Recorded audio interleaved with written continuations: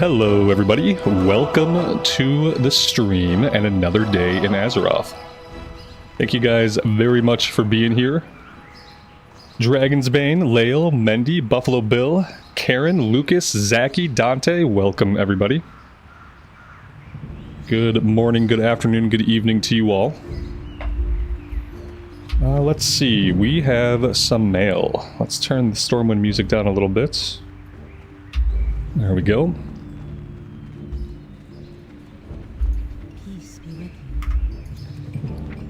We did not sell the Barbaric Battle Axe of Strength. Okay, so we're gonna vendor that one.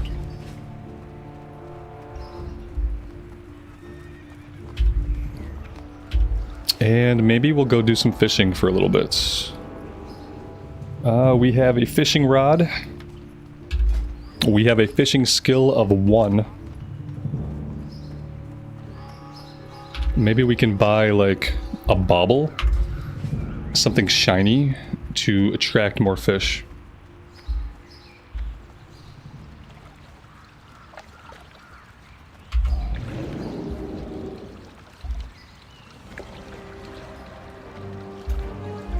There we go. Hey there.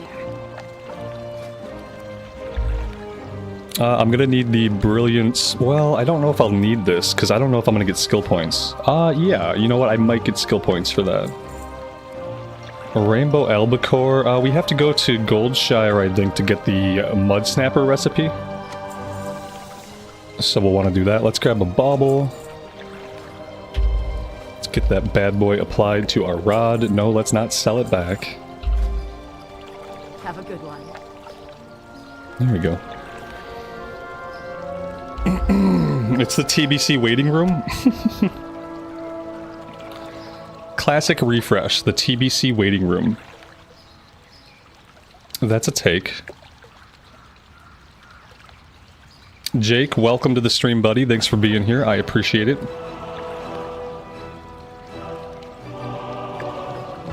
The groundhog saw his shadow. More winter for us. Is that what it means? I always get confused, like, whether seeing his shadow is a good thing or a bad thing. You would think if he saw his shadow that'd be good, because then maybe that means it's like sunny out, it's nice out, he can see his shadow. It sounds like a good thing. I don't appreciate how confusing it has to be.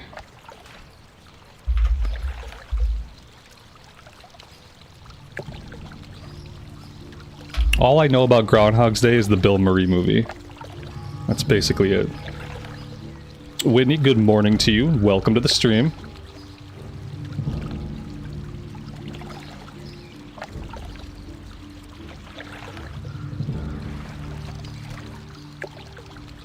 See, that's the recipe we really need.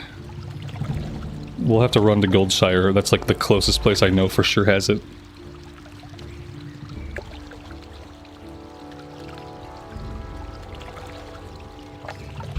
Yeah, it's been pretty cold here. You know what happened to me? We had those couple of days where it was like sub-zero temperatures. Like, my wife was out of town for the entire time. She went to Texas for a work trip. And like, as soon as she left, like the day she left for Texas, it was really nice out. It was like 40 degrees. She went to Texas, and that's when we got the bitter cold. It was like -2 Fahrenheit for a high. With a wind chill of like -20. And she was gone for all of that. And so I got to experience those days, and then like, after experiencing those days, even now when it's like 25 degrees outside, that feels okay to me. Because I had to take my dogs outside when it was -20. So it kind of like, it reset my expectations for cold and warmth. So it was kind of, in a way it was good. I suffered through 5 like really brutally cold days, and now I have perspective. And now even like 10 degrees, 20 degrees, no problem. No problem. Yeah, she got really lucky. But then again, like when she went to Texas, they got snow. It was 32 degrees and they got snow, so like she got lucky in a sense. But it still wasn't really like Texas weather nice while she was in it. It got really nice the day she left Texas, so she got lucky and unlucky, depending on how you look at it. It's 47 in Wisconsin. See, that's warm to me. Like 47 that's beautiful. Like 47, I could be outside with my dogs all day. So 47 is the kind of temperature I like. Where like I still have to wear a sweater, I still have to wear a coat, but it's not like blistering, you know? And people in Texas were freaking out. Yes, they were. Like everyone everyone there was freaking out, absolutely.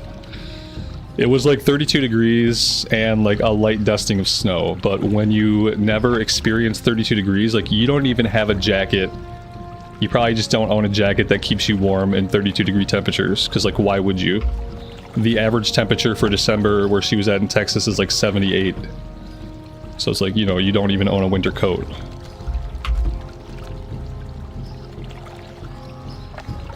You don't own a winter coat, and it's very likely that unless you've lived somewhere else, you've probably never had to drive in snow.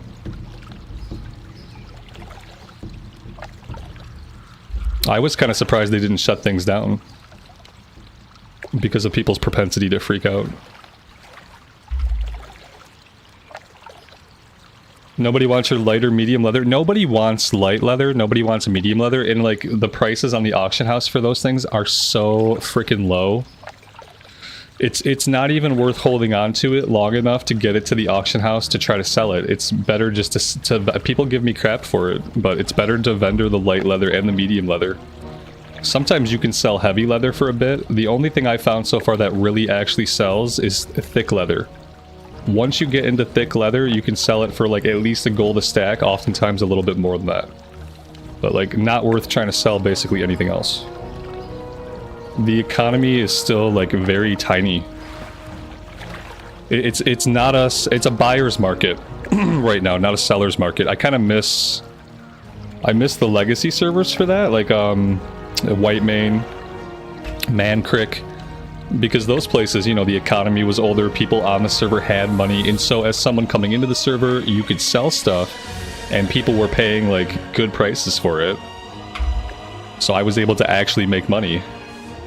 On this server, I can't make money. See our level 45 warrior who just got their mount at level 45 because I couldn't sell anything. So basically, you know, I got lucky and sold a couple of rare items, and that was basically the only reason I have my mount.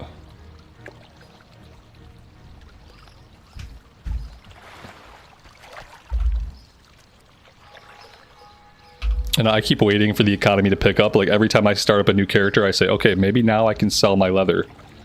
Nope, not yet.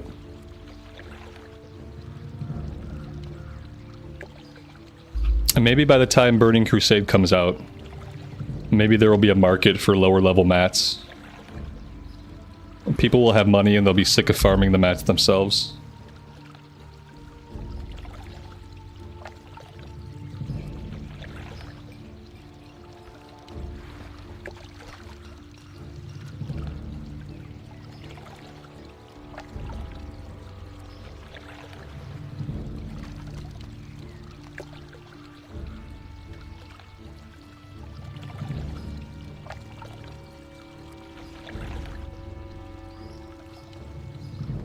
It's still kind of crazy. Somebody said we're in the TBC waiting room. It's still crazy to me that like TBC is not coming out until next autumn. Possibly next winter. In a year from now, we'll be playing TBC. Like, that's all we know for sure.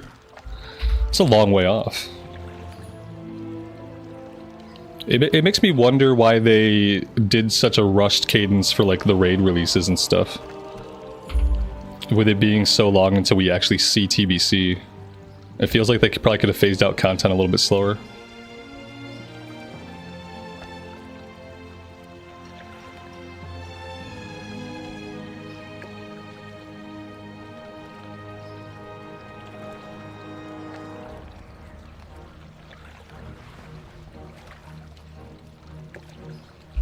Yeah, I'm really looking forward to TBC too. I wouldn't go so far as to say that I'm in the waiting room for TBC, because obviously I really enjoy Era as well.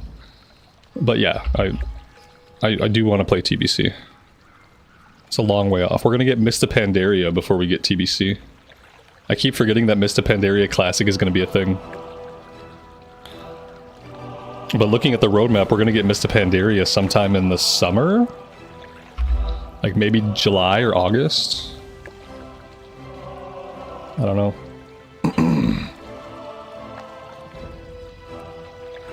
Sir Wakey. Good morning, good afternoon, good evening to you, buddy. Welcome to the stream.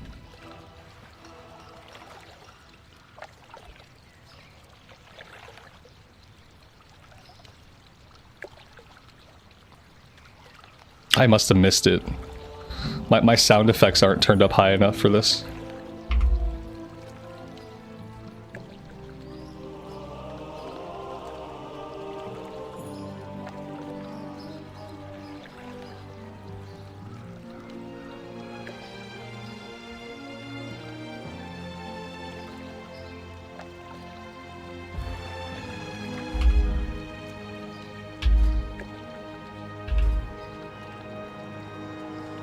What level is the mage? We are level 29. Just ding 29 yesterday.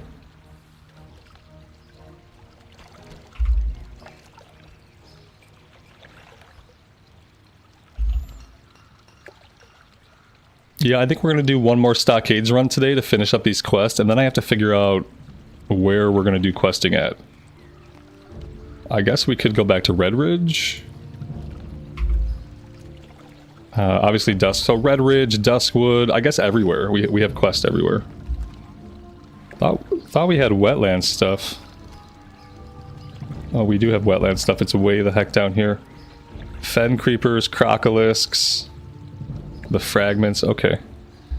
Yeah. I guess I would do Red Ridge first. And then I would do Duskwood, and then I would do wetlands. And then maybe if we're lucky, we don't out-level anything. It's okay, we need a few more levels anyway, we can go to Stranglethorn.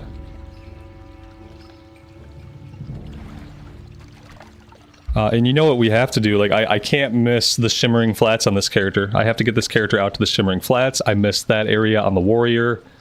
What else did I miss on the Warrior? I missed out on Dustswallow. I out-leveled Dustswallow accidentally. I thought that there was like one more area. Shimmering Flats, Dustwallow, and like one other place that I totally missed.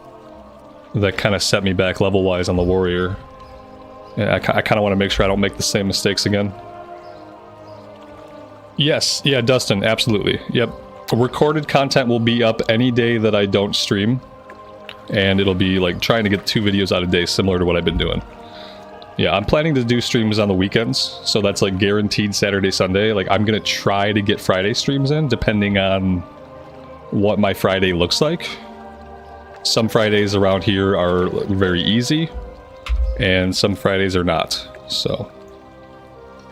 And yeah, every other day, recorded content's gonna go up. Same series we've been working on, we're gonna keep the Warrior in the recorded series, and we're gonna keep the Horde side hardcore. Whoever happens to be alive in the recorded series. Mike, good morning to you, buddy. Welcome to the stream. Thanks for being here.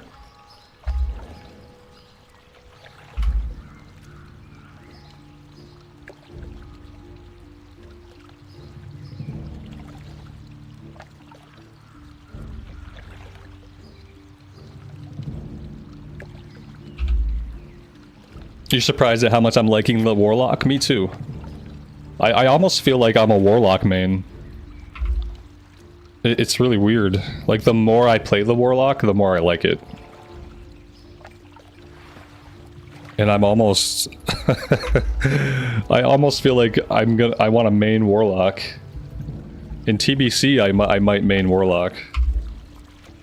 I want to just basically, like, in TBC I want to focus on DPS classes. Because in TBC I actually want to do the raids. So, you know, I'm leveling the Warrior, and like, the Warrior's great. The Warrior's a lot of fun to play. I'm not going to tank raids though. So. Yeah, but you know, TBC's a long way out, but I do think, like, I'm going to be playing a Warlock long term. In some capacity. Like, obviously I'm going to keep playing the hardcore character. I hope they go all the way. But then, like, whatever I do long term, a Warlock is going to be involved.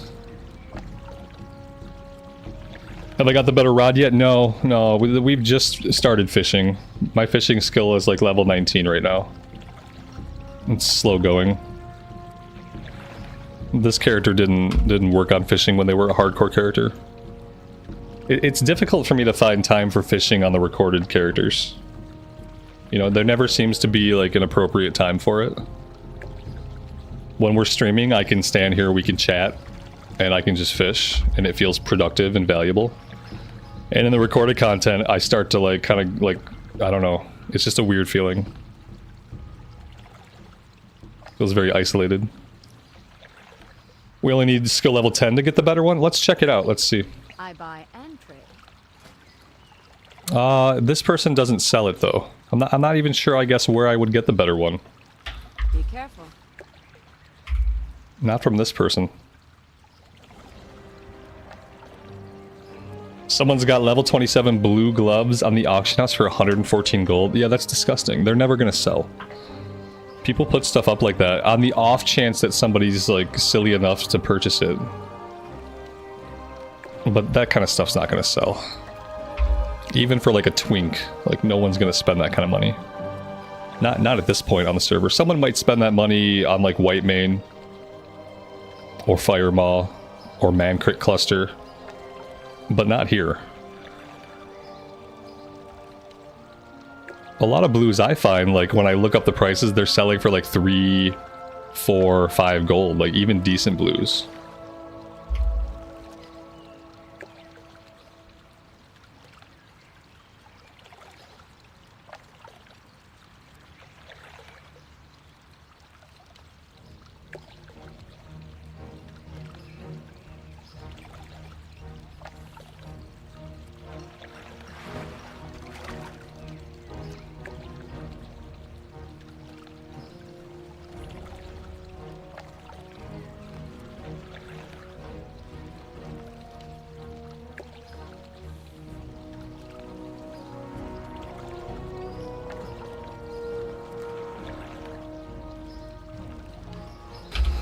The plus 10 rod is a timed vendor item. Okay, so that's like, there's only so many of them and then they replenish every X amount of hours type of deal. On an active server of leveling people, it's hard to find the stuff that's only up, like limited. It's usually sold out. Zachy, I appreciate the super chat, my man. Thank you so much. And thanks for being here and hanging out with us. It's very kind of you.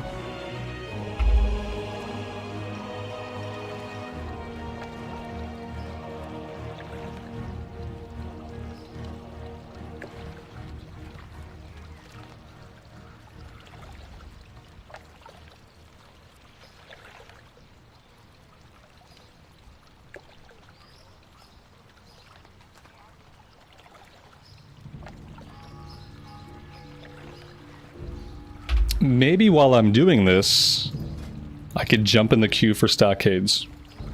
And we could just get that one knocked out while we're here in Stormwind. That is if anybody's doing it. Oh, look at this. This looks totally different than yesterday. Yesterday, like every time we queued up for a dungeon, there'd only be like a handful of people. And now it's Sunday, and now there's like so many more people. Maybe more people have Sundays free than have Saturdays free.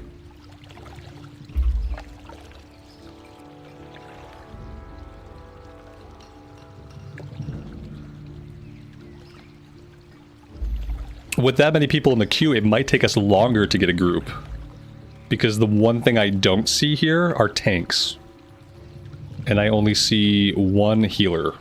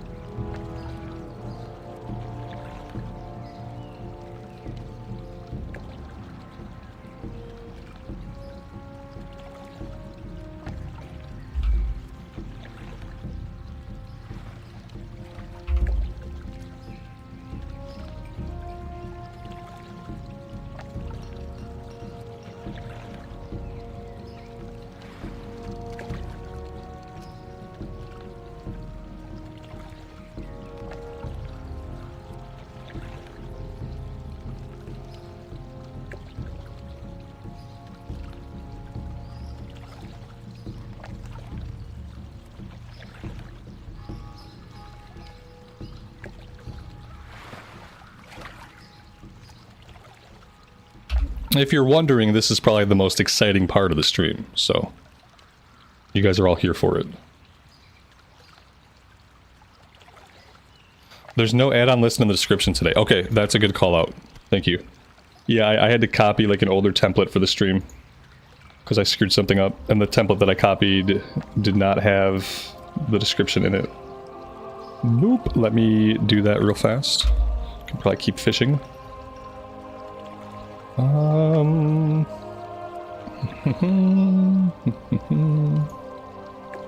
There we go. My fish got away.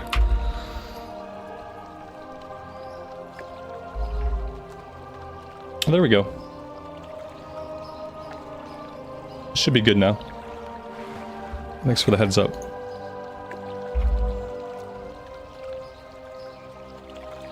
Asmi, happy Sunday to you.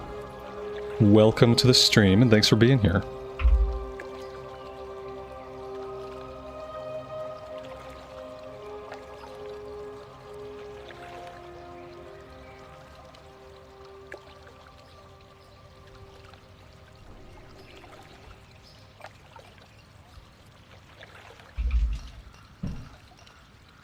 Lael, that's awesome, man. I'm happy that seems like it's going to work out for you. I always prioritize time over more money, but that's because I'm a lazy person. As a professional lazy person, it's always easy for me to prioritize like free time and time for myself. It's not a great quality, but it is what it is.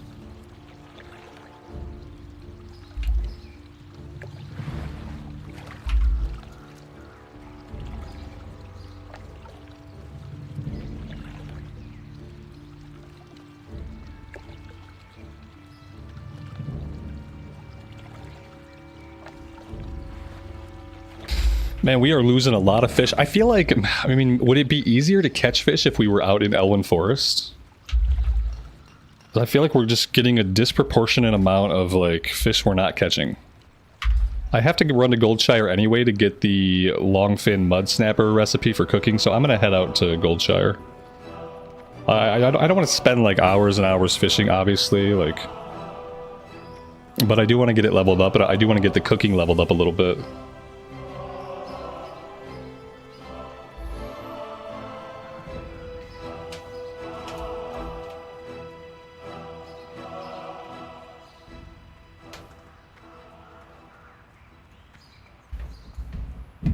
Whitney, your mage needs a more appropriate shirt. I disagree. I think they look good in that shirt. You need a robe. The robes are often the more appropriate clothing.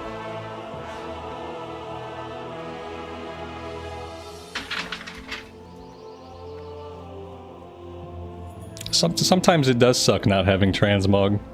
Sometimes I wish we can get a little bit of transmog. Usually when I want transmog, it's to keep the inappropriate shirt.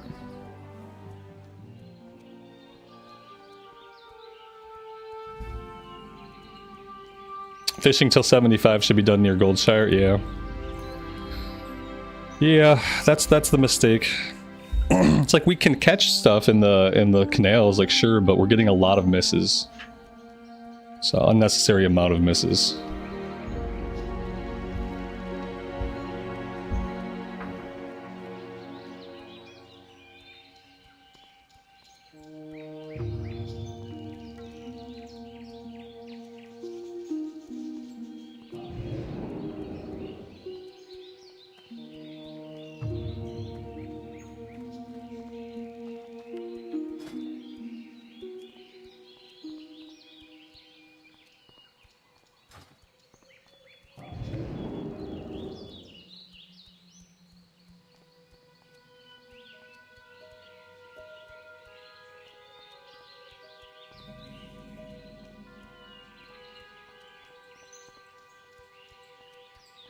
Am I gonna do more Pantheon? I think I have to wait on Pantheon until they have a more finished game.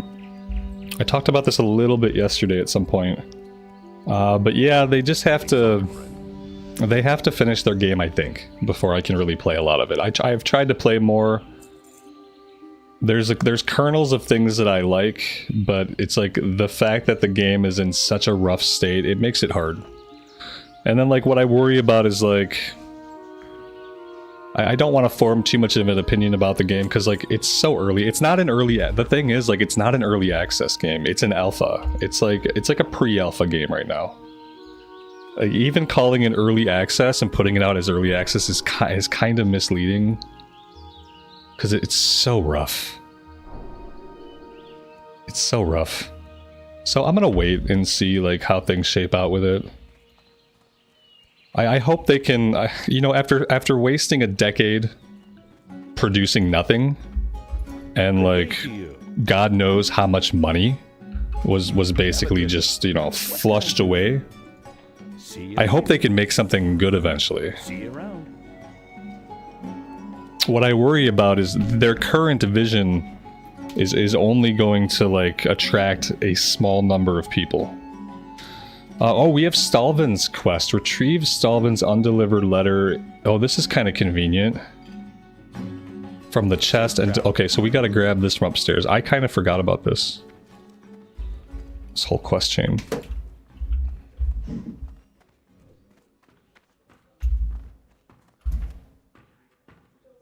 Yeah, the game needs to be better. The game needs to look like they've spent several years working on it and not like they tossed it together in a couple months. And then when it more resembles that, I'll go back and check it out again. But the niche EverQuest audience that they have made this game for, that's always going to be a small audience. And that's kind of unfortunate because the game that I saw 8 years ago and the game that I saw 5 years ago would have appealed to a lot more people. The look of the game, the vibe that it had, the ability layout, like stuff like that. Like the game that they showcased 5 years ago and 8 years ago would have appealed to so many more people that, to me, it's kind of a shame that they cut their losses and went the route that I feel like they went the easy route. I feel like they cut their losses. There was obviously something wrong with their workflow processes or their leadership. Because to have so much time and so much money, but to produce nothing complete, like that's just indicative of workflow problems and just leadership problems. And so I feel like cutting your losses and starting over with something easier, that's like the easy way out. I don't know if that's going to make anybody super happy.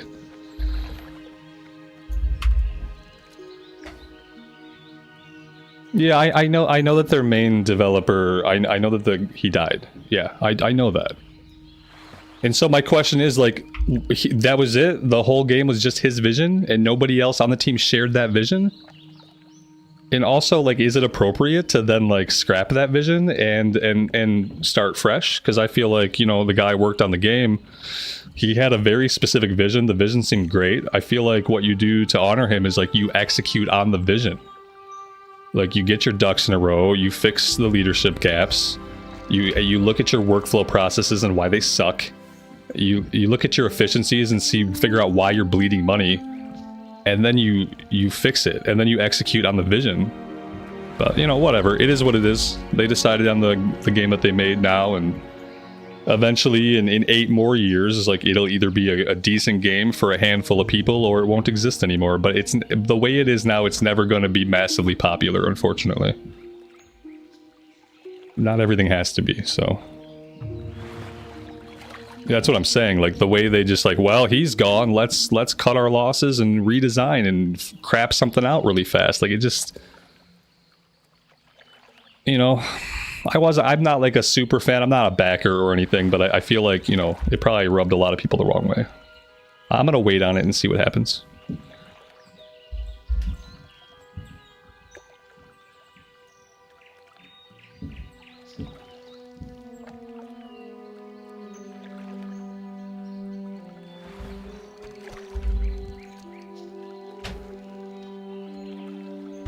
Old school RuneScape? I never played old school RuneScape. I feel like a lot of classic games kind of require you to have like memories of those games or to have had experiences with those games in the past to really like let you enjoy them fully. Whereas like coming completely from the outside, like some classic games are really hard to get into. Like I tried to play Lord of the Rings online And like, it was just like basically impossible for me to really get into it. Whereas if I played that more when it first came out and it was something I really enjoyed back in the day, it probably would have been easier for me to pick up now and get into it.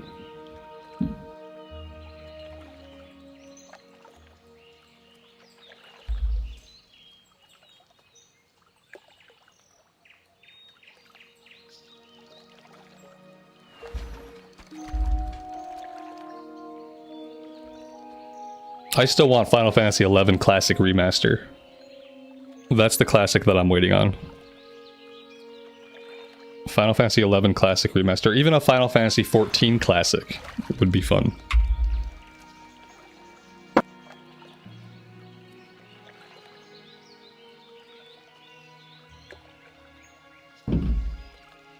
RuneScape is the second most played MMO. Like old school RuneScape or like current RuneScape? Because I think that's like a pretty big distinction. I've never played either current RuneScape or old school RuneScape. It's old school RuneScape. Second most played, behind retail WoW. And Classic was third. Well, that's good. At least Classic's on the list. The new RuneScape, nobody plays it. That makes sense.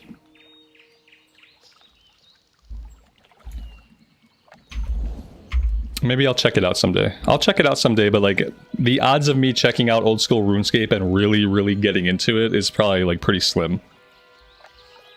Because it's hard to learn those older games, you know what I mean? Like there's just a lot of learning in those games that happens over time. That obviously if you played back in the day, you have a lot of that learning already, so you can jump into old school RuneScape with all of your current learning and like you can get off the ground.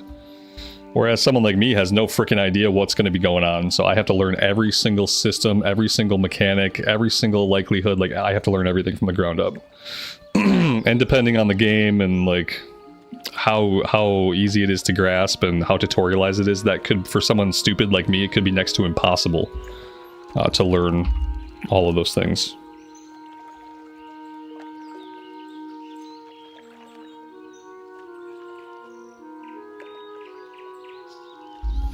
Old school RuneScape is more grindy, but more rewarding. But I mean, like, the problem with that is, like, I think what happens is, like, everybody has a different concept of what is rewarding, like, what's a rewarding experience in a video game. So, like, it really depends on, like, how you define it.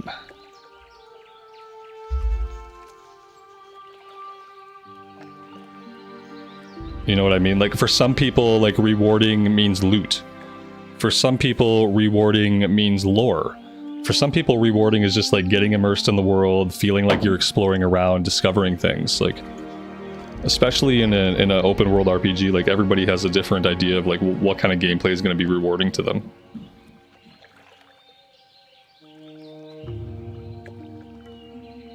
So you say the questing is very in-depth. That sounds intimidating.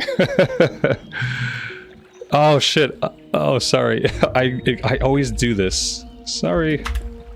You can re-invite.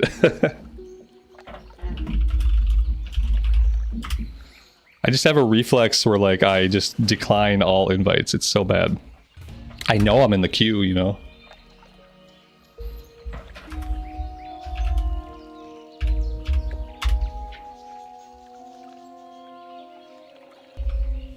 And your definition of rewarding is doing quests that unlock zones and also advance the character and unlock unique experiences. See, that's good.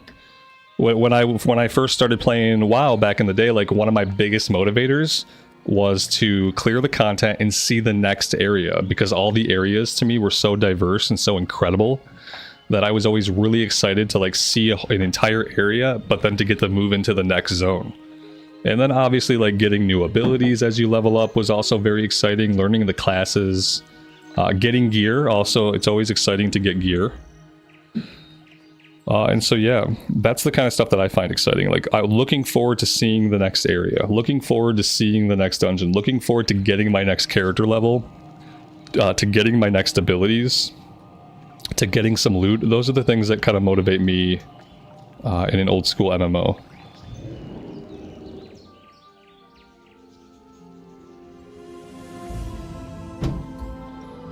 But as far as questing being in-depth, like, that kind of reminds me, when people say in-depth, like, sometimes they mean it's obtuse. And by that I mean it's hard to understand what you're supposed to do. Some people will be like, oh, it's in depth. It's in depth. Is it in depth or is it confusing what you're supposed to do? Because a game like Pantheon and EverQuest, for instance, it's often a little bit confusing. Like, what exactly am I supposed to do? There's not a lot of like guidance. Whereas WoW's questing is actually very easy. Like, WoW's questing is very simple. Like, with or without add-ons, you have a clear objective. You can use the text to figure out where on the map the objective is going to be. I like being able to read a quest and say, oh, okay, I gotta head southeast, past the bridge, I'm looking for raptors. Like, that's the kind of questing I like, where I don't want to have to puzzle it out, really. I just want there to be very easy context clues, you know?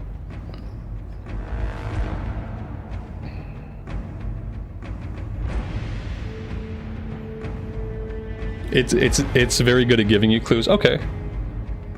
One of the first quests is to bake a cake for the Duke, so you have to explore the local area, find the ingredients, but it doesn't tell you exactly where. Yeah, okay. I could get confused by that. I'd go to like a couple vendors looking for stuff and I'd be like, okay, I don't know, I'm lost. Please help me. Maybe we'll check it out on stream sometime so some of you guys can who know a little bit about it can help me if I get like really stuck. I've literally never installed it, turned it on, looked at it. I've seen some screenshots and stuff, and that's about it. I'm assuming we're doing this, right? Yeah, Stockades. My inventory is okay. We should probably make some water. That'd be great. With how many new accounts I've created, is there a race and class combo that I've never done before? Like, with how many characters I've rolled? Yeah, there's probably tons of race class combos I've never played. For sure. Especially if we throw gender in there. Like, I've never played a male orc hunter, like, off the top of my head.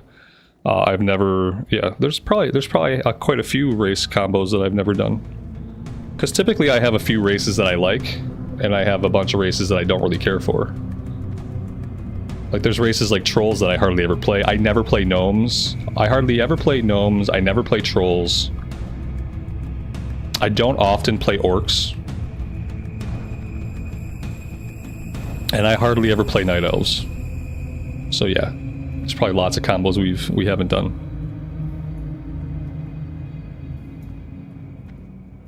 Guess we can step inside the instance here. Alright, we have a warrior, we have a warlock, we have a druid, a paladin. Equip your weapon. Thank you, Leo. Thank you. Hey, at least I didn't vendor the weapon.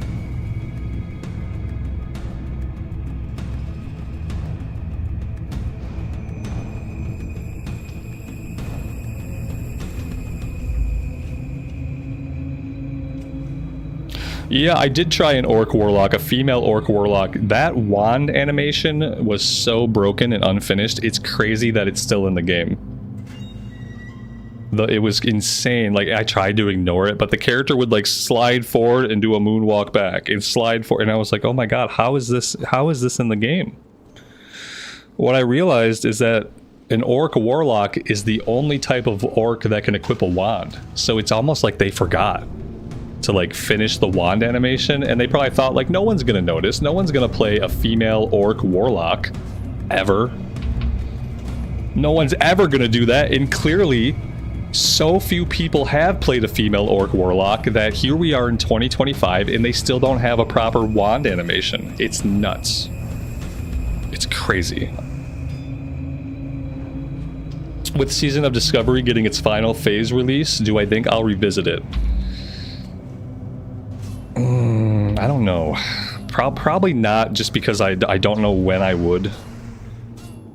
You know, it's something that I've thought about. They've got all the runes on the level 1 vendor now, so you can get all of your abilities right away. Like, all the content's out now. You can probably quest now, like in the zones. Like, I've thought about it. I just wonder, like, there's not really a reason for me to play Season of Discovery.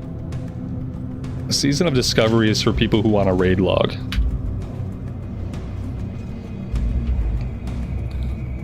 To me, Season of Discovery is primarily for people who have a guild who want a raid log. And yeah, I don't really plan to do a lot of raid logging.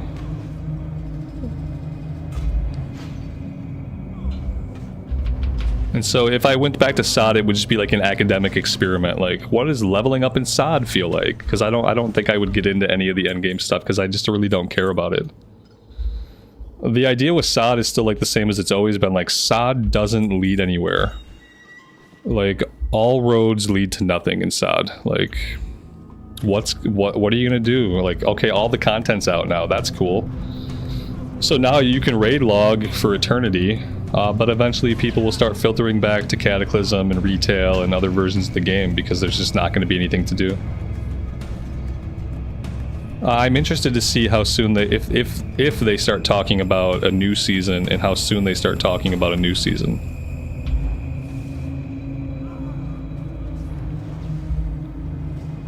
Maybe it can actually be a season that feels a little bit more like Classic and doesn't really take on this like endgame grind vibe that they went with. But you know, if it's the same people doing it, it'll probably feel exactly the same as SOD.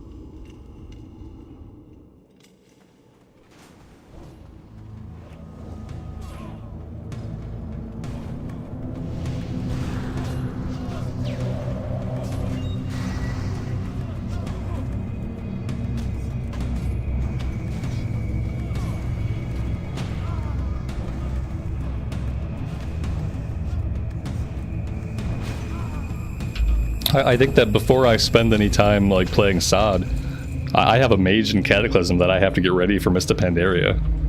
So I think that has to happen first. I don't even know when that's going to happen. I don't know when I'm going to have time. That mage is sitting at level 80, which means I have to get it from 80 to 85, which shouldn't be hard. I'll probably have to wait for the next Joyous Journeys. I think I'm going to miss this one. But maybe on the next Joyous Journeys we'll take a couple days. We'll get that Blood Elf mage from 80 to 85 and just get them parked for Mista Pandaria. They can sit in the Mista Pandaria waiting room.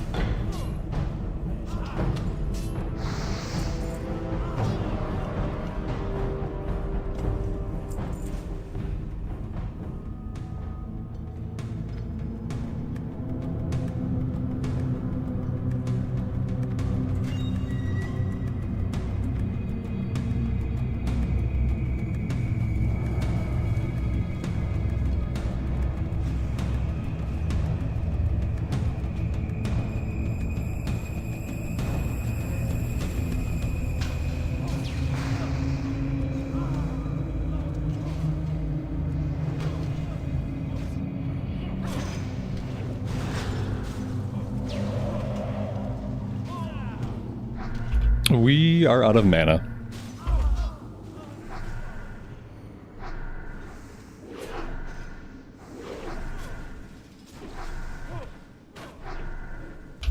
It would be cool if there was a wand you can get that could do a little bit of cleave damage. Like it could bounce around a little bit to a couple of enemies.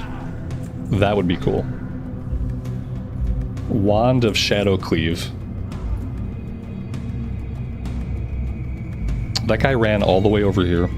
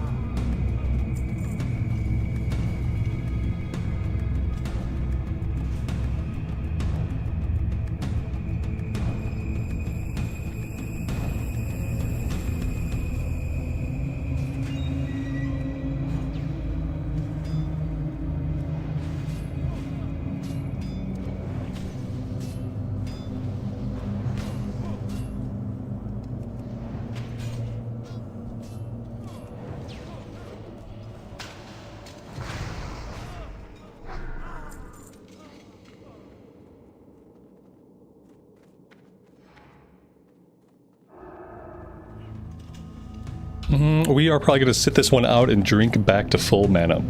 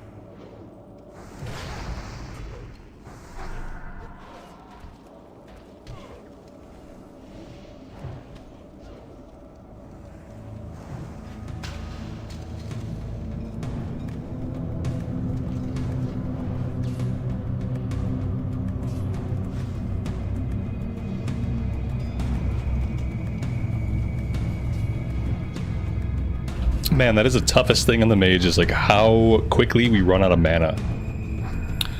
It's obviously an issue the Warlock doesn't have at all. Like the Warlock, I feel like we just go, we go. Even if we're in a group, like, and I feel like in groups, I don't even have to life tap that much. Like, not with the build that I'm using. I always see Warlocks life tapping themselves down to like nothing, and I never feel like I have to do that. Just to like keep going from pole to pole.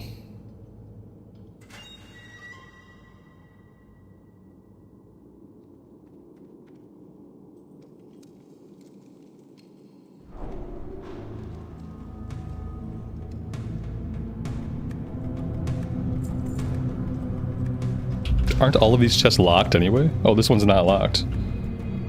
Did I win? I feel like I won the roll with a 66. I don't see anything higher than a 66. I took it. I took it all.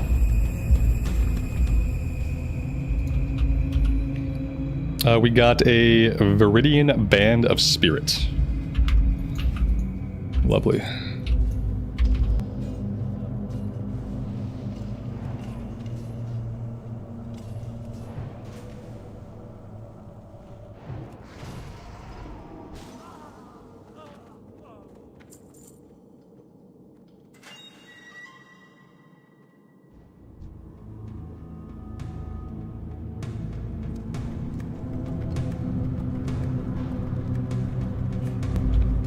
Now, the Warlock's been a real joy to play. I feel like it's gonna go. I don't know if it's gonna get to 60, but it's gonna go for a long time. I've gotten pretty good at using the pet to pick up ads and stuff like that. I feel like my pet control is like pretty on lock. So I don't see like much that can kill us. Except, I mean, you know, a dungeon could kill us, I guess. I guess if I were to keep... Dungeons have been very unlucky for us. But solo content-wise, I don't know like what could kill us on the Warlock.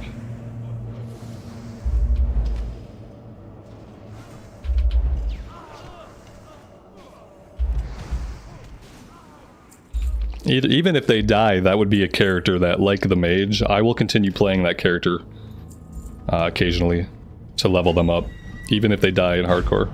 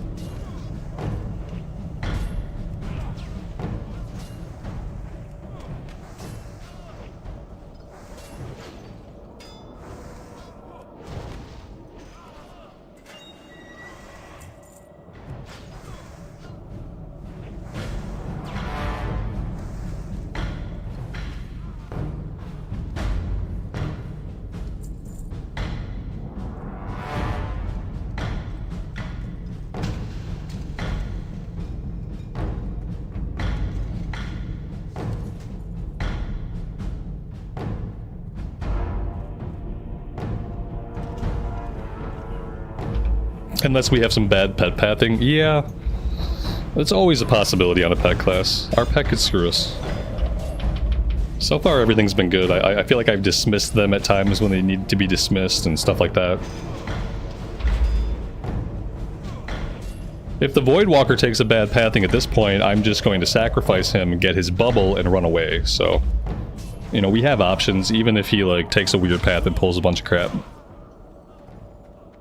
It's just, it becomes about recognizing what happened and running away quickly. I feel like a lot of people die in hardcore because they hesitate on running away.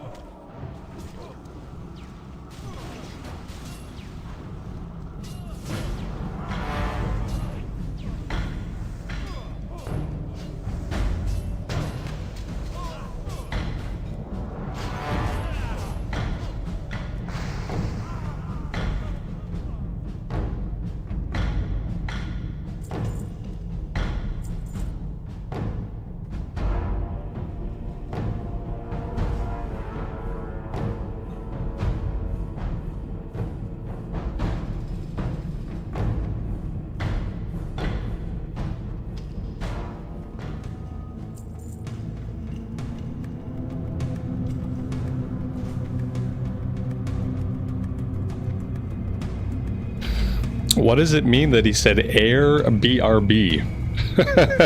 He needs air? He's like, I'm suffocating in here. I need to go AFK to get some air. Or maybe he needs to wheel over like another oxygen tank? Air BRB. I've never seen that one before.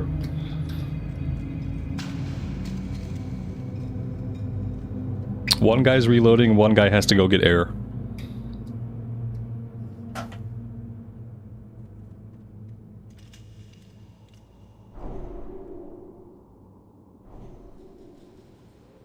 Oh, that's an L. I still don't know what that means. ALR.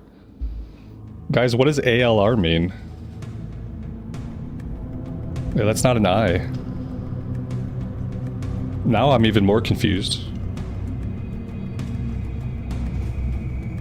ALR.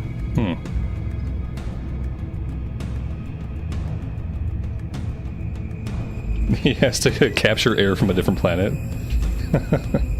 He stores it in a glass jar. All right. Maybe it's short for all right. Oh, okay. Okay, I see. The Warlock said, let me reload real quick, and the Warrior said, all right, BRB. I got it. I got there. I'm so stupid when it comes to like internet speak. I don't know what half of it means. Am I open to trying a Druid again? I mean, maybe one day down the road. I don't. Maybe in TBC. That's you know, I'll give Druid another shot in TBC. I don't think I like the vanilla Druid. I think if I could get to cat form, like I would probably enjoy cat form, but the kind of person I am, when I'm in cat form, I'm just thinking like, why am I not playing a rogue?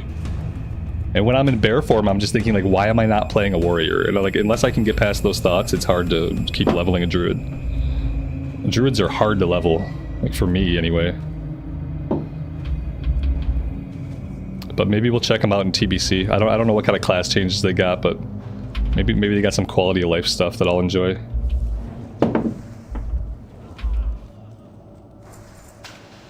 And I don't think I've ever played a druid in the TBC era.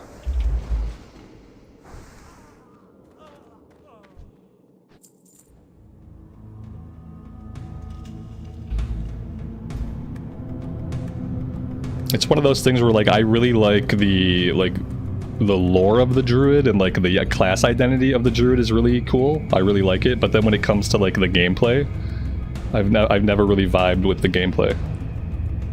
They are good in TBC. We'll check them out. We'll check them out in TBC, I think. I have so many characters that I want to level up that I don't think I have room on the list right now for Druid. Unless we have more time in Classic Era than I think we'll have. Like, we're not getting TBC until, like, next autumn. Next autumn/winter. So in a year from now, we'll be playing TBC. So that's a long time.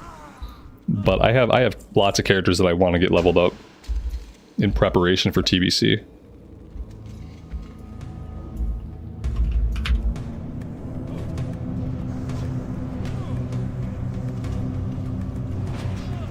I feel like every class got refined in TBC. Like, they didn't get reworked the way a lot of things got reworked by Wrath of the Lich King, and especially Cataclysm. But in TBC, like, everything got refined. Refined, tweaked, adjusted, some things were added, some things were taken away. I just feel like everything got better as far as class design. We missed a room! We missed a room. My gosh.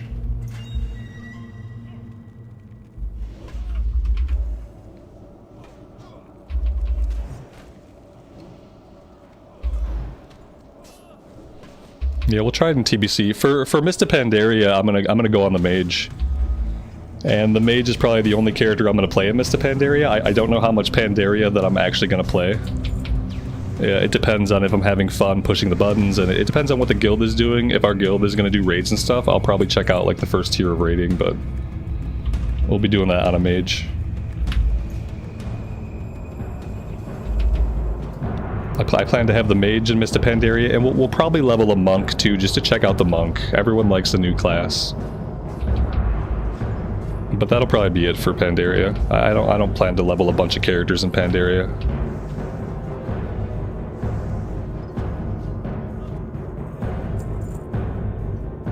Leveling in the game after the Cataclysm change simply isn't enjoyable. Unless it's like within that specific expansion. Like the Pandaria leveling will be enjoyable because the Pandaria zones and music and story is really good. Like I basically never want to do the Cataclysm stuff again.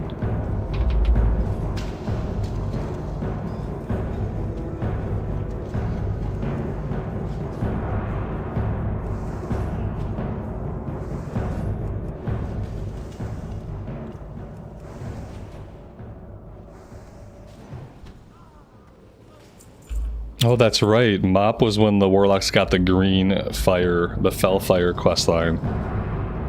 Yeah, and like I said, I feel like I need to have a Warlock main. We're gonna have a Warlock for TBC. Like, I don't know if it's gonna be our main, but we're gonna have a Warlock for TBC. We're gonna have a Warlock leveled up in Classic Era, ready for TBC. Because at this point, I need to play Warlock.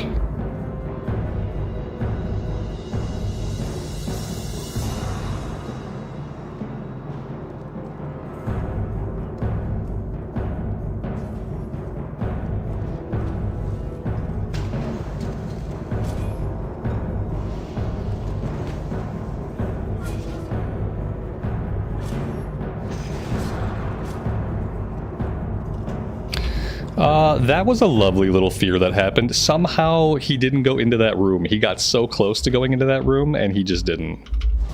We got pretty lucky with that one. Could have been bad. Can Blood Elves be Warlocks? Absolutely. Absolutely.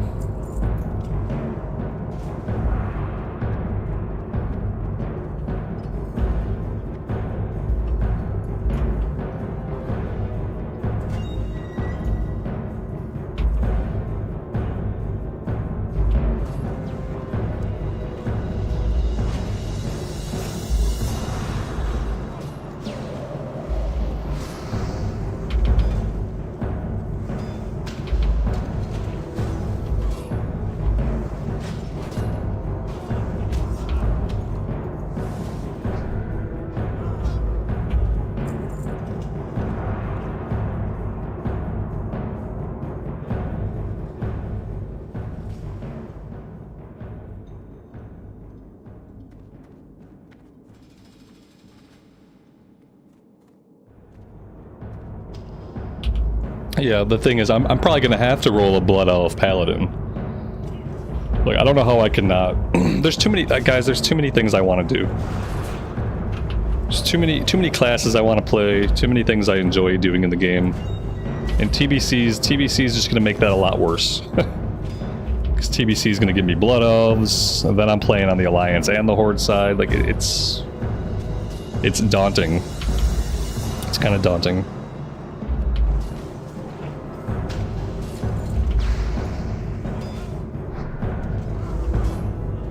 Sometimes I'm envious of people that only like one class, or only like two classes.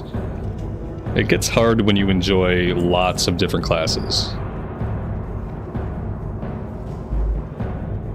Hopefully the content's not as rushed as the first time around. I feel like they're going to rush out all the content, you know?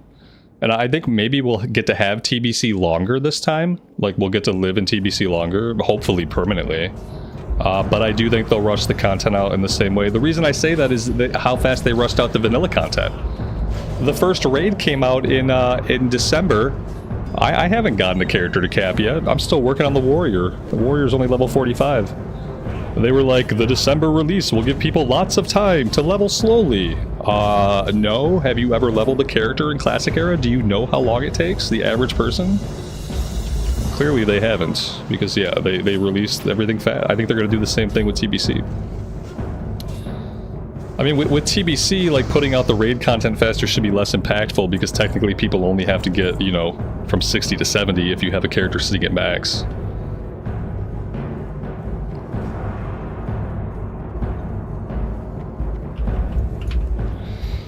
Yeah, I'm a recovering altaholic. I am like doing better at focusing on some characters, and you know, I'm doing better.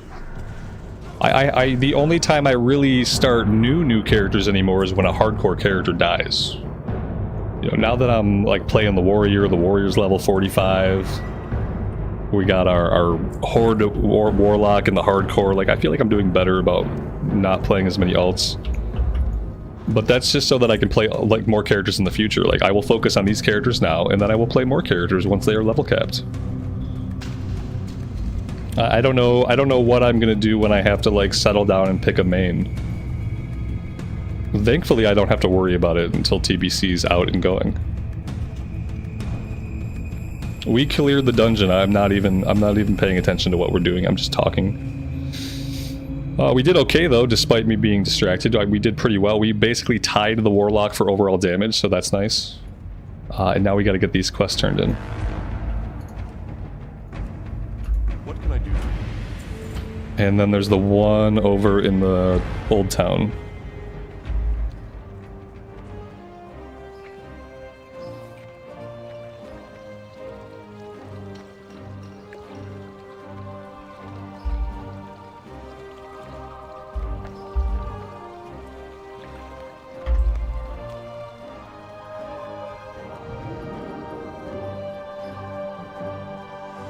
Yeah, by the time TBC launches, I will have chosen like 2 main characters.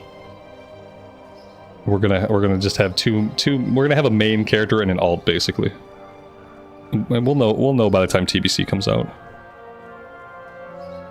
I'm hoping to have a bunch of level 60s, so you know we can pick a main, we can pick an alt, but then you know we can still over time level up all those other characters and get them capped out.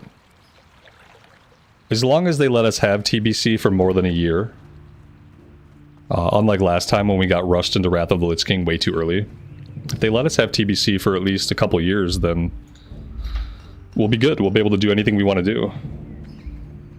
I'm kind of hoping that they'll just kind of leave it in TBC era, you know? Like, let us just kind of stay there if that's where we want to be. Would be really nice. Hello. See you around. Farewell. Alright, so that's good. I think we can go to Red Ridge now. And we can start some questing. Yeah, you hope it's a permanent era server. Yeah, me too. I wouldn't mind if there was an option for people to go on and play Wrath, but I think at that point, if they choose to go on to Wrath of Lich King again, I feel like at that point you have to leave people with a TBC era server to play on. It would be very rude to not. Like, oh, here's TBC, and we're taking it away again. Now you can wait 7 more years for us to do this again. Like, that would be incredibly rude. It would probably tick a lot of people off. So I feel like they will do both. I feel like they will move into Wrath of the Lich King, because why not? But I feel like they'll also have a TBC era server left for people that just want to do that. I need to do a Stalvin quest in Stormwind. Thank you, Mike. You are absolutely right. Yep. Thanks for the assist.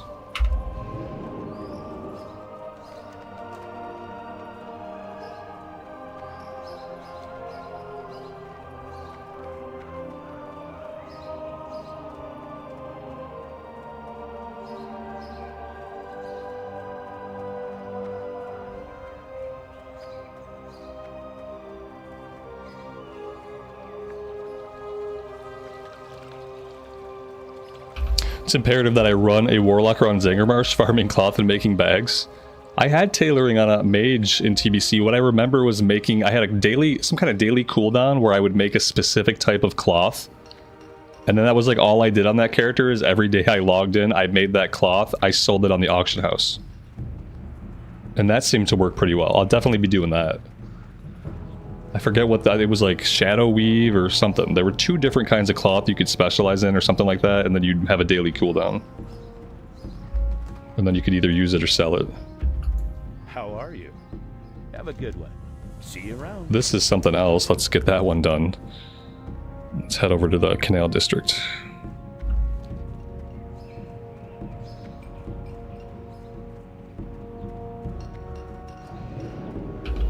Shadow Weave and Fire Weave. Yeah, that sounds right. It was something like that. There were 2 different like elements. Tailors needed them, but you could only make 1 a day. So they sold really well. Maybe it was Mooncloth? Yeah, I don't know. We'll find out.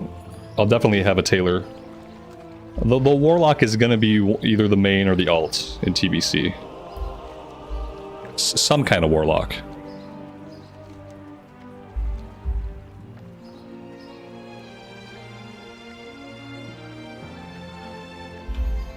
I'll also be curious about like how long we have for pre-patch for TBC. I think last time we only had a 2-week pre-patch for TBC. So like people who wanted to level up Blood Elf Paladins or they wanted to level up Draenei Shaman, they only had 2 weeks to try to get that character as high of a level as they could before the new content launched. But I feel like a 4 or 6 week pre-patch is better when you're putting out new races and like new class combos.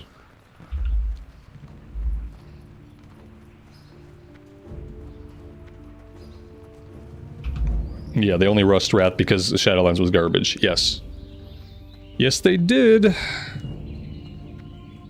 It wasn't even just that Shadowlands was bad. It's like, if it was just that Shadowlands was mediocre, they wouldn't have been in such a bad spot, but they had so much negative publicity at the time from like all the crap going on at Blizzard, everything we were finding out.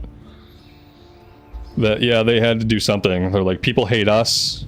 People hate Shadowlands. People hate us. What do we do to make people not hate something we make? Oh, let's put out Wrath of the Lich King. Everybody loves Wrath of the Lich King. And so that's what they did. And it was the right, at the time, like from a business perspective, it was the right move. From a player perspective, it sucked. Did a dude just give me the FU sign? I don't know. Can you do that in WoW? You can give someone a rude gesture. Maybe he didn't like the look of me. I don't know. It wouldn't surprise me. There's a lot of people who hate me. Sometimes I get nice mails, like in-game mails that are nice. Like people give me stuff and they have kind words for me. And every once in a while I get like super hate mail from like unhinged lunatics.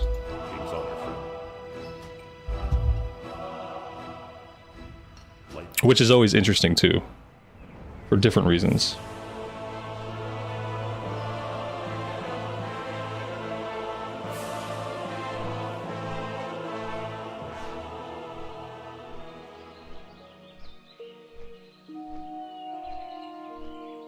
When we were playing on Whitemane, I would get so much hate mail from people that I had killed.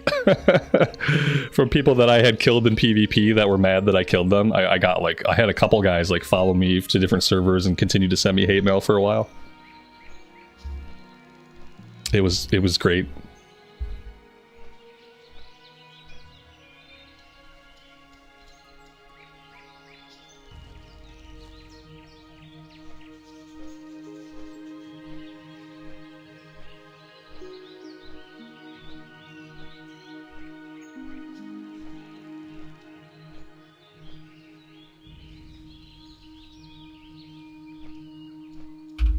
Yeah, people are what they are, you know.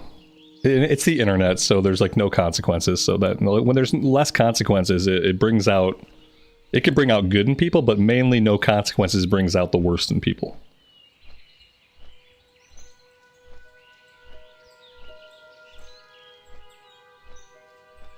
I have that quest. You know, I never. We have to get out here. I should have just made the run, you know, from Stormwind. We could have stopped by that quest there. We could have turned that in. Would have been smart.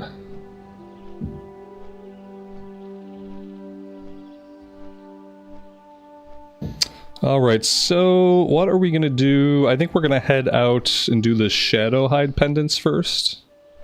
And then we can go try to do the champions. Not really sure if we're going to do the elite stuff.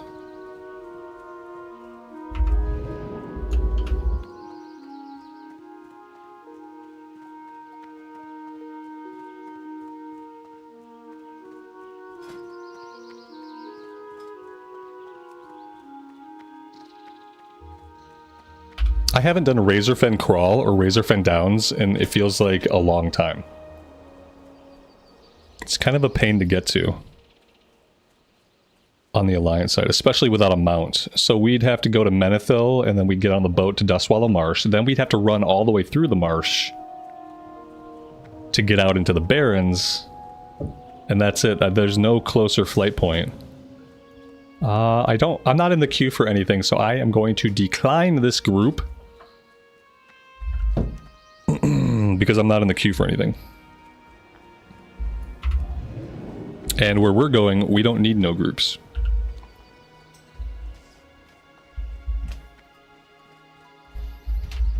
where we're going, we don't need no groups.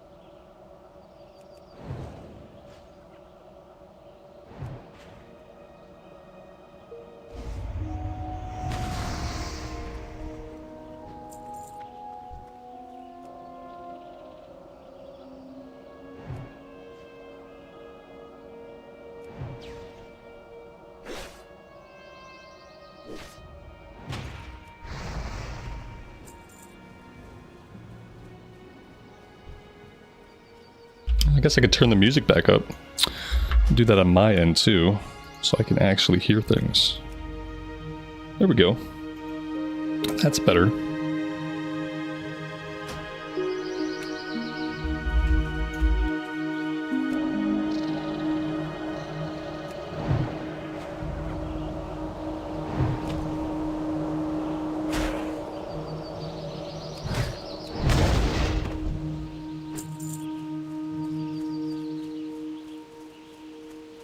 I guess we're kind of right on the cusp of this quest being a low level. Basically, all the quests we have are low level.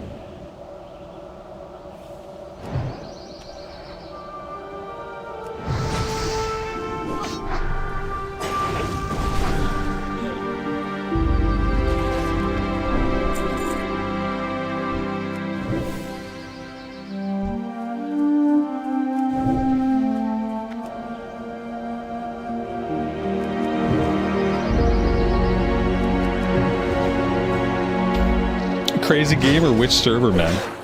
This WoW server is just like a public server. If you're talking about Discord, there's a link in the description of the stream. So on Discord there will be a verification process that's pretty brief.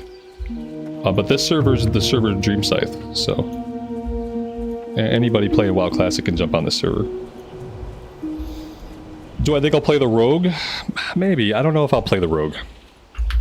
I'm kind of trying to focus my efforts on one server at least. Especially with, like, I'm already playing multiple factions. Trying to play on the EU servers kind of backfired on me. Because it'd be really good if I was raiding, But when you're trying to quest and you're playing during prime time, as a lot of you guys know who play during prime time, it's hard. It's hard to get stuff done during prime time. Because right now, like, too many people are playing. That was the reason that I just went back to playing on the US realms, because that way when I play during the day, at least I can actually get quest objectives and stuff like that.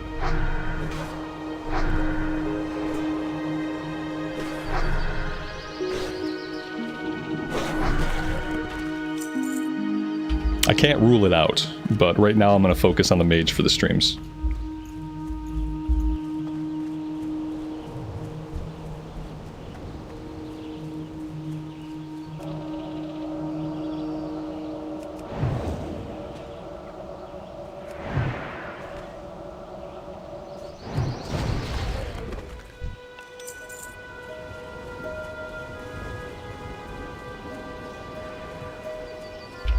Yeah, you layer hop quite a bit to get the quest done, but it can ruin the immersion. Yeah, exactly. And like, in the recorded content that would suck, on the streams, I don't think it's enjoyable.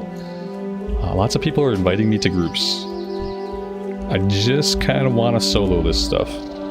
Yeah, I don't like manually layer hopping, like, I find it a big distraction.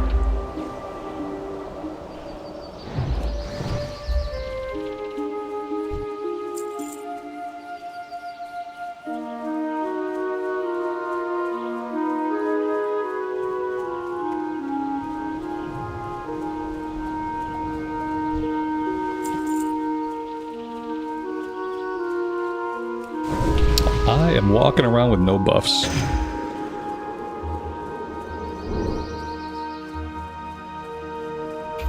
We gotta get rid of the dress. This dress is the robes of Erigel. So, for better or worse, we're gonna be wearing this dress for a long time.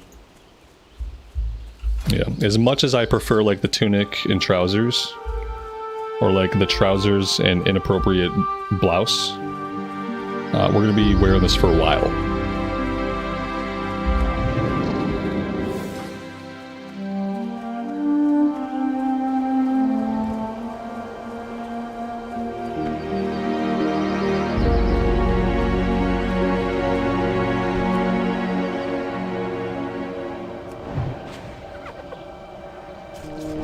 What's my favorite faction? They both have pros and cons. There's too many pros and cons of each to, like, have a favorite. I like the aesthetic and the look of a lot of the Alliance zones better than places like Tirisfal Glades or Duratar. But the Horde have really good access to dungeons. The Horde have super easy access to basically all of the leveling dungeons, and so many leveling dungeons are a pain in the butt for the Alliance to get to. That's like the biggest detractor for the Alliance side. Also, what I found out on the Forsaken Warlock is that for some reason, and I think it has to do with how easy travel is on the Horde side, for some reason the level 20 to 30 experience on the Horde side feels so much more streamlined than the 20 to 30 experience on the Alliance. I feel like all the traveling I do on the... I feel like the traveling on the Horde side is less and it's more convenient. But, you know, that could just be that I haven't played Horde side a lot in a long time. Yeah, I like them both for different reasons.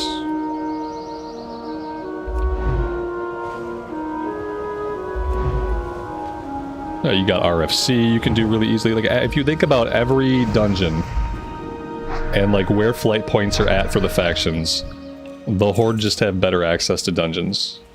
Like, plain and simple. And some major ones, like a Scarlet Monastery. That's 3 or 4 dungeons, depending on if you do Graveyard. And they have access to all of those just with a Zeppelin flight. Like, you either on a flight point or a Zeppelin flight, you're right there, you can get into the dungeon super easily. You get the whole group there really easily. If you're on the Alliance side, it's a pain in the butt to get out to Scarlet Monastery. Whether you run across Lordomir Lake or you run from Chillwind in Western Plaguelands, it's a pain in the butt either way.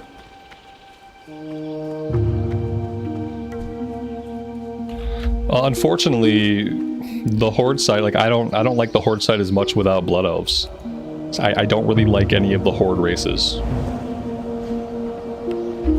until Blood Elves are in the game.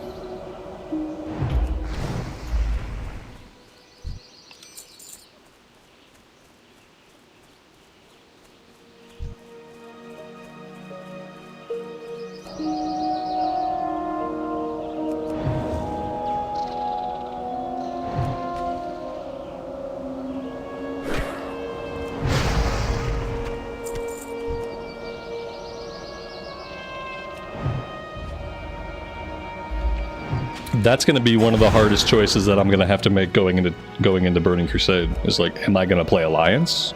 Am I going to play Horde? What am I going to do? It's a tough one. I'm just grateful that we have a long time until we get TBC.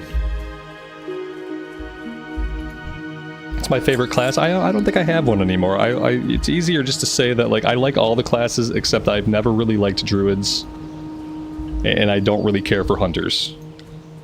But I have thoroughly enjoyed all of the classes. I've even enjoyed a Hunter. We had a hardcore Hunter that was really fun. Like, the only class I don't enjoy is Druid. This guy's got a lot of stuff going on. Like, I am probably for sure now on their aggro chain. Somewhere in there I have a mob. Yeah, somewhere in there a mob is targeting me. Okay, there they are. Let's focus on killing the one targeting us. And then this person's just gonna have to deal with the rest. Oh, nope, they died. In that case, they don't have to deal with the rest. I have to deal with it. That felt very intentional, what they just did. You guys saw them judge the target that I had pulled, right? Like, they had a couple of targets on them. I had pulled a different target, and I watched them judge my guy. They very intentionally put me on their aggro chain. Maybe they did that thinking that I would be able to help them out. But in my opinion, that kind of stuff is incredibly rude. Don't intentionally put another player on your aggro chain. That's like, it's low-key griefing. So it's bad, don't do it. Don't intentionally put somebody on your aggro chain. Unless you're trying to grief them. Because that's all that it is. What do I dislike about Druids? That I have to look at a bear's ass or a cat's ass for 300 hours. Or if I go caster, I have to look at a were-chicken. I have to look at a were-chicken's ass for 300 hours. I just don't like being in a shape-shifted form.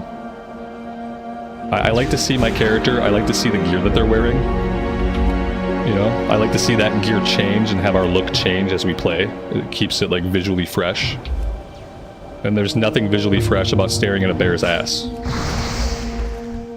That's basically it. Pure, you know, aesthetics. I find the Druid class is obviously really slow. It's really slow leveling. The damage you put out is basically nothing. Until you get cat form, and then that's okay. But yeah, mainly aesthetics.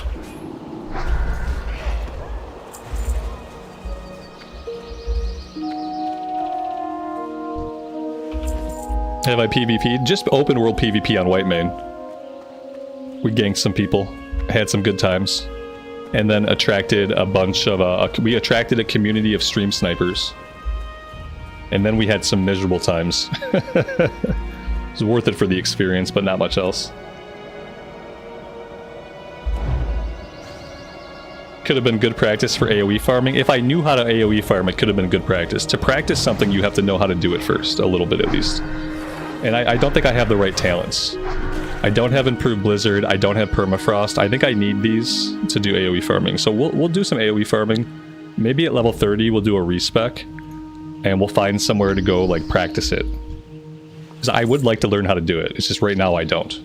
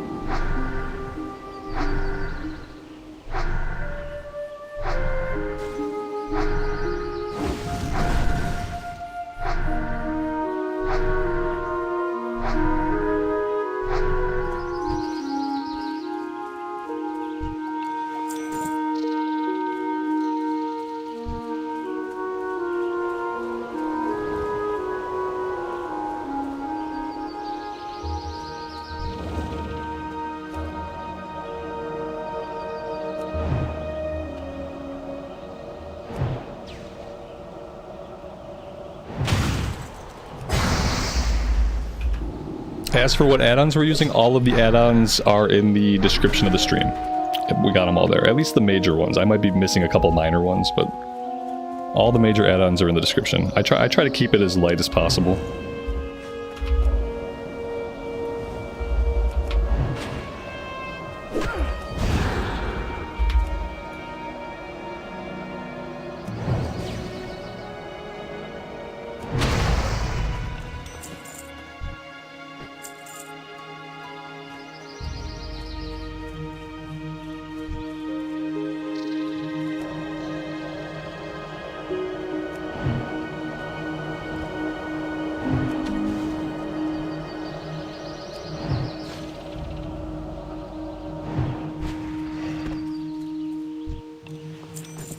Alright, there we go. We are all done with that one. We'll go turn this in and then we'll head up north and we'll work on the Blackrock Champions. And if this guy's back there, we'll do the escort quest out. Sometimes we see him, sometimes we don't.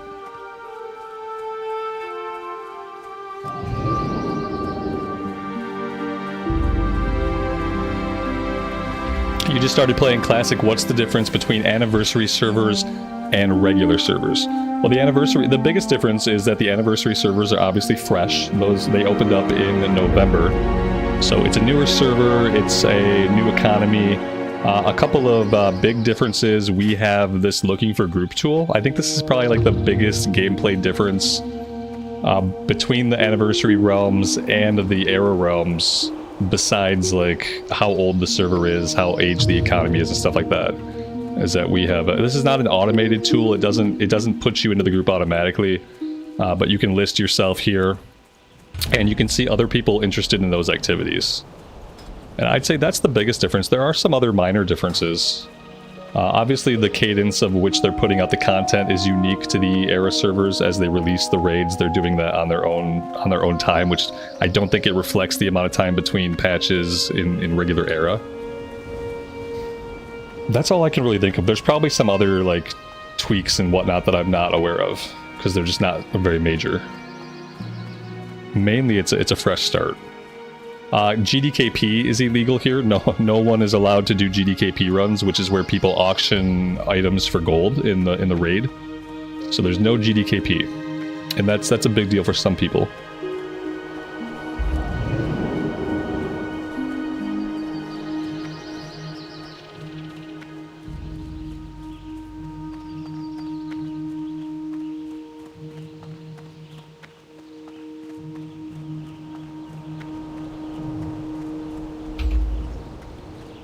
Will they be up for a while or just during the anniversary event? These servers are staying up, but what's going to happen with these servers is the other big difference, I guess I should have mentioned, is that eventually these anniversary servers will become TBC. So the era servers, they stay era. You know, they're locked in era, they don't ever progress. The anniversary servers are eventually going to progress into the TBC era. That's going to happen sometime next autumn or next winter according to the Blizzard roadmap. And we don't know what they're going to do after that. We don't know if we're going to stay in TBC on these servers. We don't know if we're going to go into Wrath of the Lich King again after TBC. Safe travel. All we know for sure is that we're going to go into TBC at some point. And I guess that's the biggest difference, I suppose, is that this realm will progress into Burning Crusade.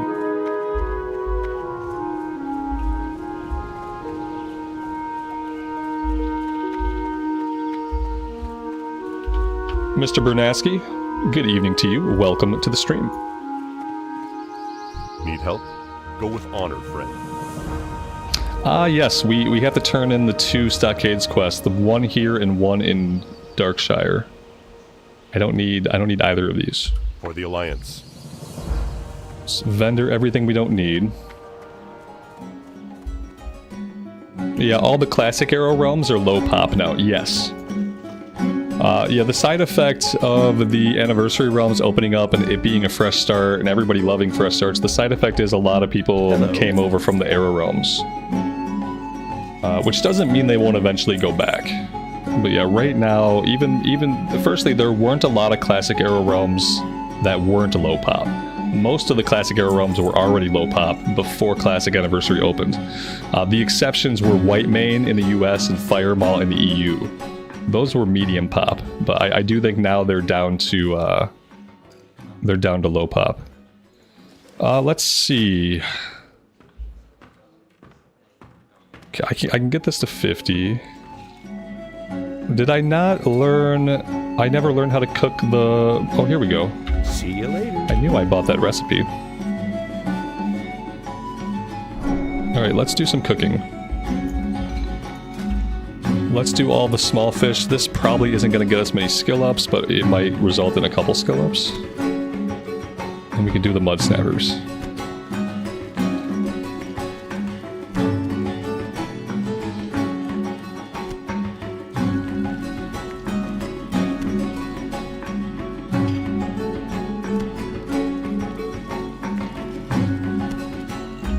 You're coming from retail and this feels more like what WoW should be. That's really funny. It's good that you say that. Yes, this is what it's more like this is what an MMORPG should be. And WoW retail, like, it has its strengths and it has things that are really good about it, but I wouldn't really call it an MMORPG. I would call it an online action game. It's a you know, you queue up for stuff, you do group content. It's very fast paced. There's no sandbox elements to it at all. Everything is always very linear. And you don't have to make a lot of choices while you level up. So yeah, to me it's just, there's two completely different games. Classic WoW is an MMORPG with minimal, like, sandboxy elements to it. And retail WoW is an online multiplayer action game. And I really wish they'd stop calling it an MMORPG, because it really doesn't have any RPG elements.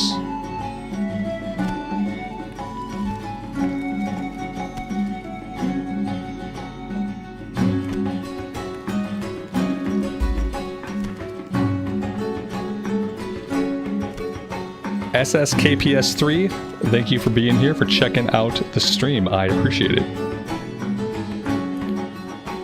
Alright, that's everything cooked. We can sell the food. We don't need it except to skill up our cooking.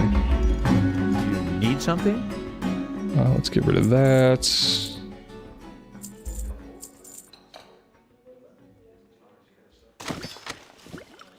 I'm gonna try to hold on to the raptor eggs. Like, eventually we would be able to cook these. I don't know how long we'll be able to hold on to them. Intellect and spirit. I think we're gonna keep the frost damage gloves, so we'll sell those. I'm probably not going back to BFD, so we'll get rid of those. Bottle of zombie juices for Abercrombie. I probably don't need, like, so much water at one time. We could probably do that. I'm gonna sell the mana pots because they're relatively useless. Okay. That is about as good as it gets. Where's my Hearthstone set? My Hearthstone set in the Deepwater Tavern. Let's go ahead and set that here for now. That way we have an easy way back if we want it. I buy and trade. Go with honor. We're gonna go north and take on the champions.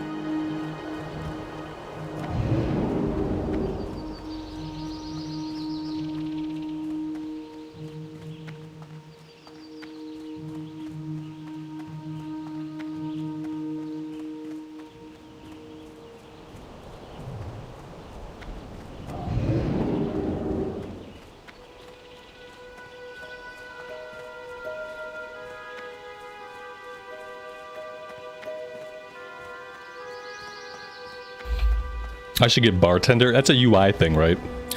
What the add-ons that I try to avoid, besides dialogue UI, which I think dialogue UI is amazing, I try to avoid anything that changes the way the UI looks. Even though I know there are, like, better options. I've tried a few different, like, bar and UI add-ons in the past, and I've never liked them. I just, like, kind of, like, for viewing experience especially, because, like, the way, what I found by not liking how some add-ons look is that whether or not you like the look of an add-on is very subjective. Like, some people like them, some people don't. So, especially for, like, content, I like leaving the base UI, which everyone's kind of familiar with, whether they prefer it or not. At least it's something that's not visually jarring.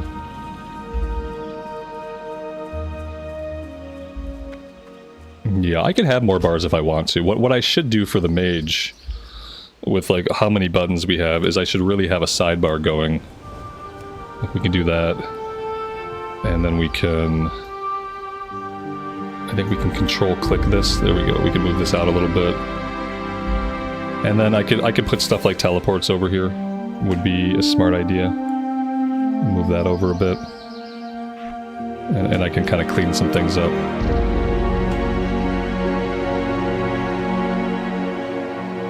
Like that. That'll help a bit. There we go. Garion, thank you so much for the membership, man. I really appreciate that. And thank you for being here and hanging out with us.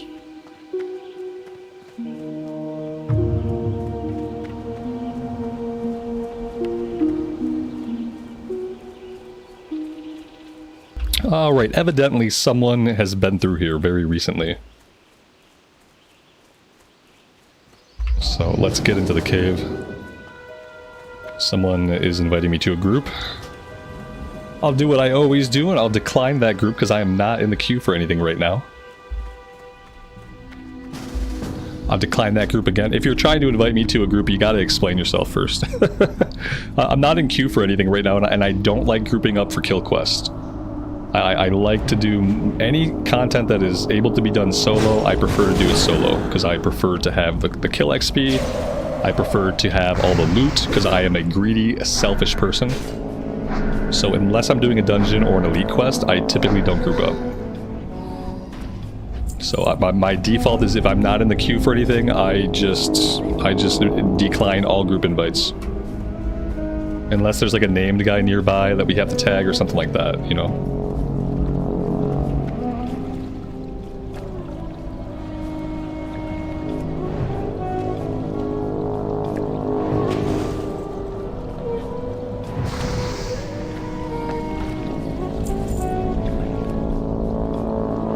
Does the cave have an escort quest? It does. Yeah, there is an escort quest in here.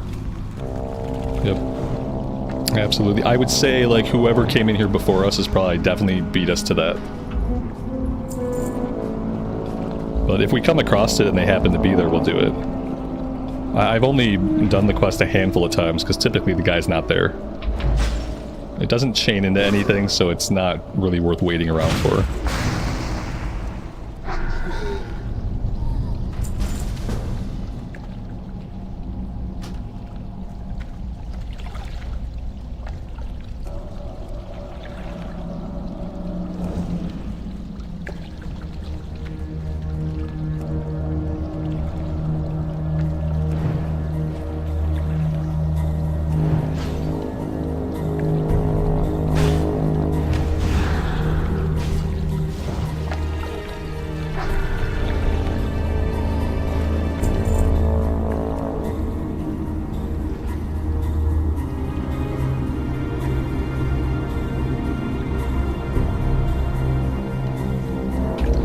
You think the people trying to recruit me are waiting for the escort? They would have to communicate something to me about that. There's no other players around me, and I'm not near the escort guy.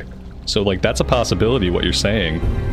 But what would really be helpful in that instance would be communication. Especially after somebody has declined the group invite multiple times. At that point, like, if you want someone in the group, you're gonna have to whisper them something or communicate something to them. So, because I would group up for the escort quest, but I'm not really going to group up for any other reason. And that's it. And I don't care about the escort quest like too much.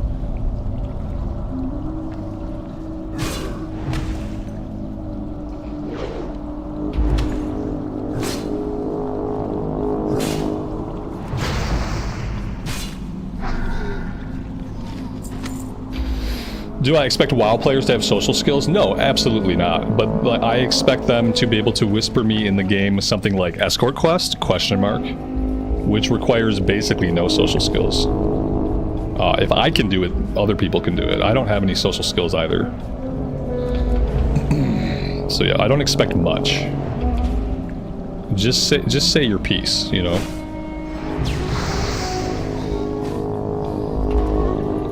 And like I said, if we get there and the escort quest is there, and this person is like nearby it, then, you know, we can go from there.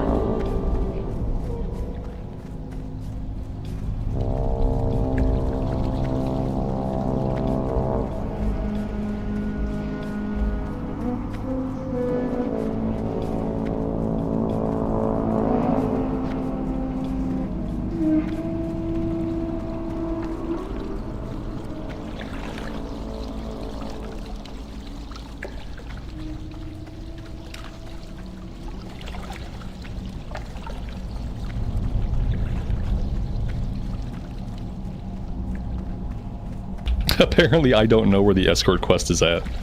It's somewhere. Just not down here. Is he in like a cage, or is he just kind of like chilling? I think he's in a cage.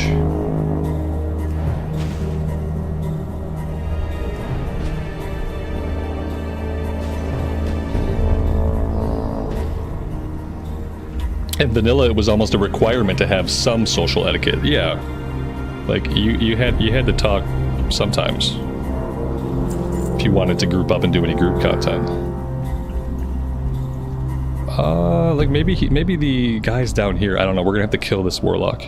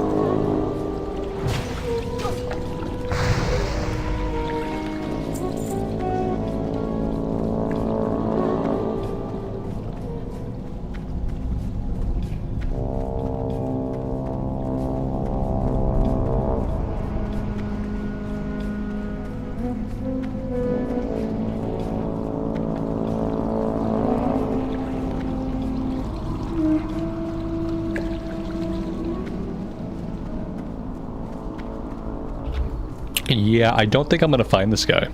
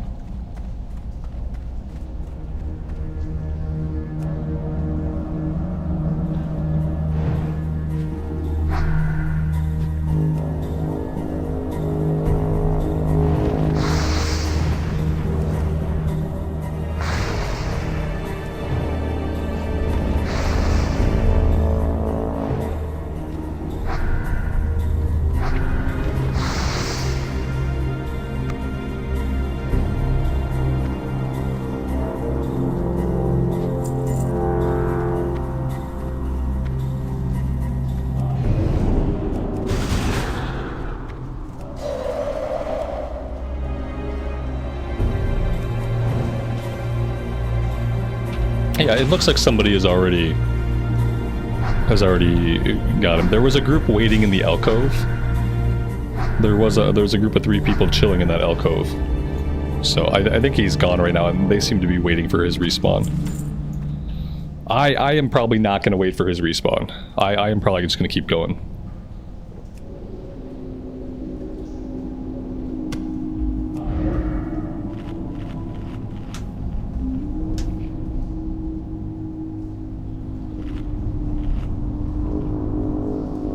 Yeah, it takes like 10 minutes. I'm pretty sure it would take at least 10 minutes if somebody just walked out with him. He has to run his whole route, and then even after he finishes the route, there's still time before he respawns back at his location.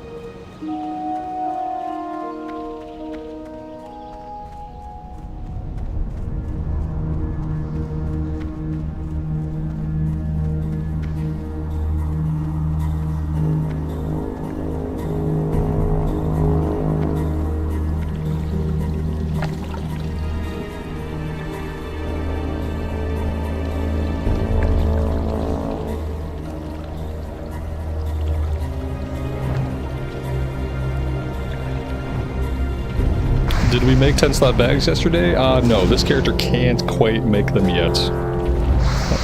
We got 8 slot bags. We need to work on our tailoring today. We've got a few stacks of wool. We've got a little bit of silk.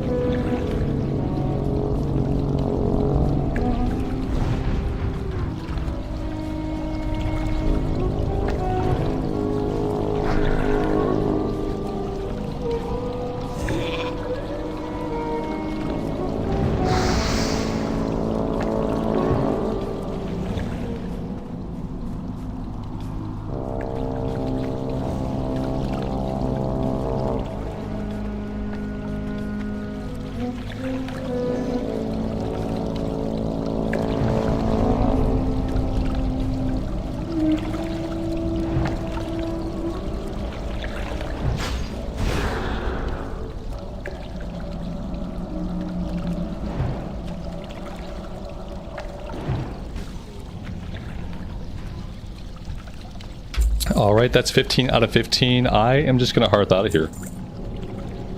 Let's just take it back to town. Oh, you know what? Maybe we can do Yowler? Can we get to Yowler from here, or is that like a strange, convoluted journey to go around the mountainside and get to Yowler? Maybe we should just go check it out. Oh, Jesus. Okay.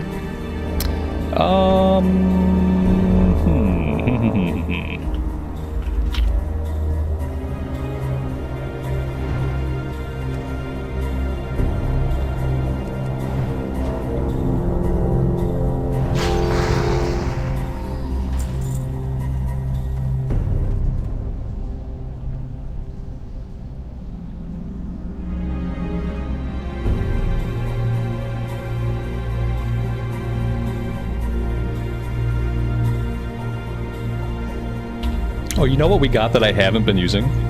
Conjure Mana Agate. Okay. So we can pop that for 375 to 425 mana. That's nice. I should have been using that in Stockades. I should probably just always have one. How come I started the mage? This was a hardcore character that died. Yeah, this is one of the revolving hardcore characters that I got. I got this character killed prior to starting up the Forsaken Warlock. This was a recorded series. I haven't streamed, before yesterday, I haven't streamed in over 2 months. So I've just been doing recorded stuff. Yep, but I really like this character, so I decided to keep playing it over on Dreamcythe.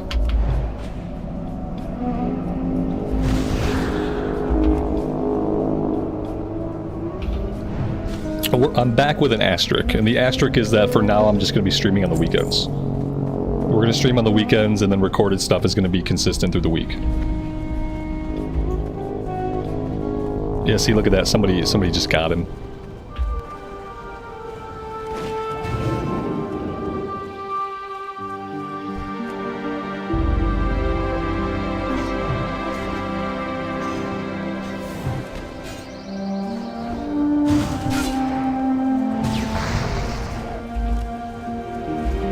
It's still something. Yeah, it's still something. We can at least have time to hang out still in chat. I love streaming, but honestly on YouTube, like, it tanks my channel metrics. I streamed, like, you know, if it was like a year and a half that I streamed and that was mainly the content on the channel was streams, like every once in a while I'd put recorded stuff up, but I mostly streamed for like a year and a half.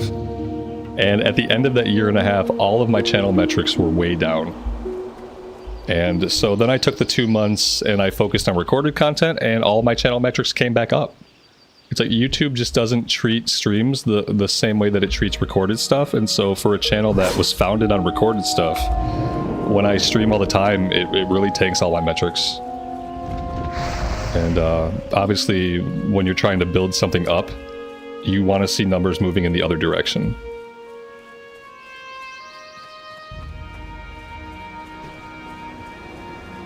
So basically, I decided that, like, I still need to stream because it's something that I love to do, but there just needs to be balance. It can't be all of one thing or none of the other. There has to be some kind of balance.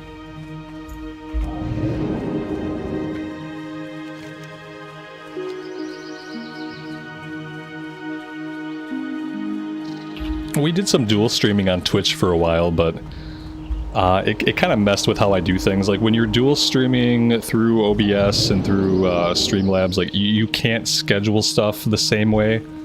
So it's like on YouTube, I can schedule the stream like as many days out as I want, but I couldn't get it to schedule it on YouTube and still multi-stream. I just had to start the stream, and it just led to some issues. It ultimately wasn't worth the hassle for me to multi-stream.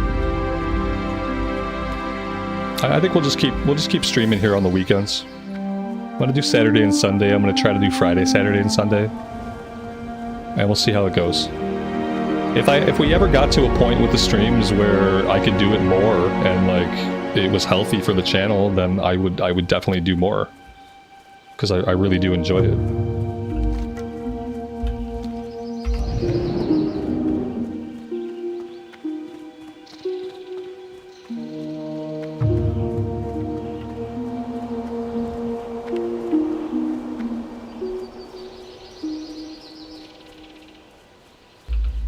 Speaking of that, don't forget to like the stream. If you guys are having a good time and you want to click that like button, that actually helps out immensely. I think a lot of times people kind of underestimate how much hitting the like button matters and how impactful it can be for a channel and for a creator. Like, there's a big difference on YouTube between getting like 50 likes and 200 likes as far as like where the algorithm will push that content, who the algorithm will show that content to. I have the finest wires in the land. Be good. Okay, let's go turn this one in, and then I think we're gonna jump on a flight to the wetlands. Duskwood's level 24. We could do Yowler. Do you guys think we could solo Yowler? I don't know if we can solo it. Maybe we should go try real fast.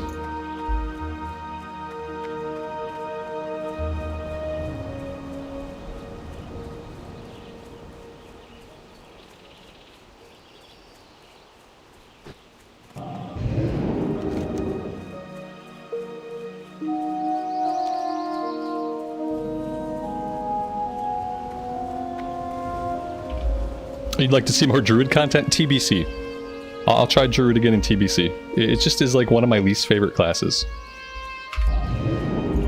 But I've committed to giving it a shot in Burning Crusade.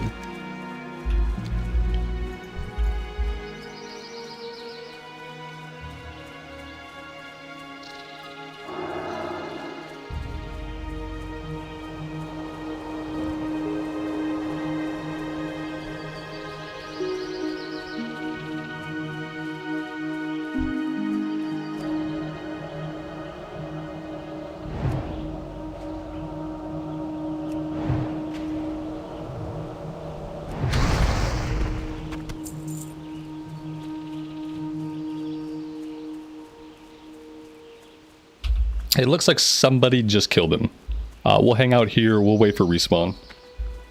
With somebody having just killed him, that might make things a lot easier for us, because we can kind of pick these guys off as they spawn back in. Kind of keep the area clear for when Yowler comes back.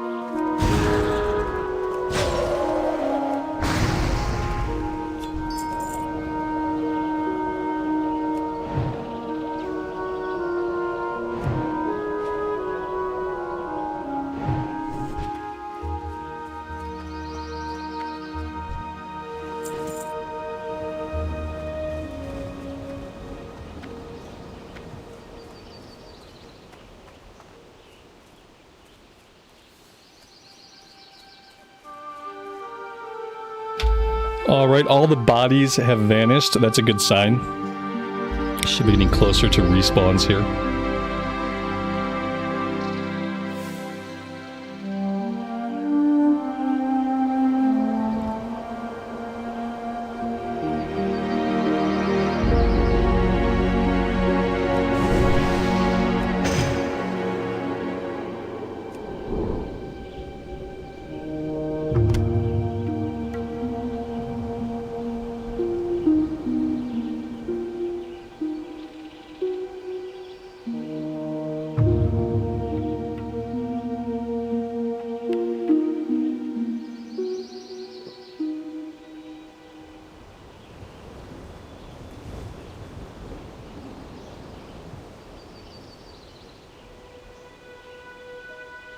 And I think for me to enjoy a druid, maybe I'd have to focus on like something else about the character. Like maybe I would focus on it as a leather worker.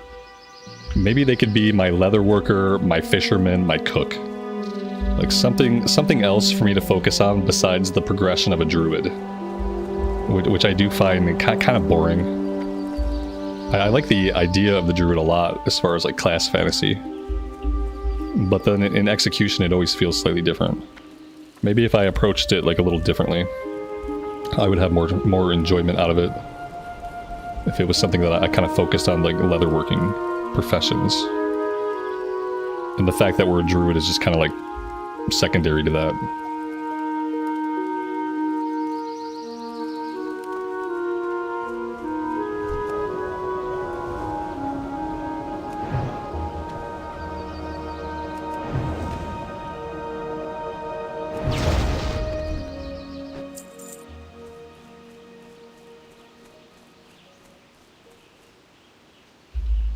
What's the time zone in the current weekend stream times? Time zone that I'm in is Eastern time, so every time I talk about time, I'm talking about East Coast time in the US. I've been coming on around 10 o'clock. I was on 10 o'clock yesterday in the morning, and I got on by around 10:30 today. So sometime around 10:30 is what I plan to do. Probably won't ever go much earlier than that. And then I just stream for a while. I think yesterday we did like 4 hours, 4.5 hours. That's pretty typical for me. If things are going well, if we're having a good time, I could always go longer than that.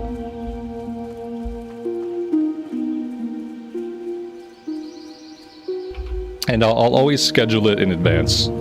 So whenever I'm going to have a stream, I will schedule it at least a day, usually a couple days in advance. So that way you guys can see it.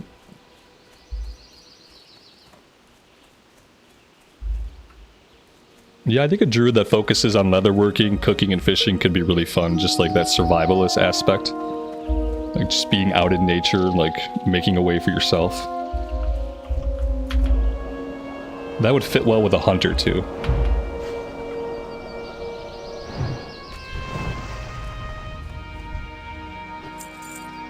Here we go. Of course, they all spawn together. Okay, that's fine. We can definitely deal with this. I could have started from more range. More range would have been good.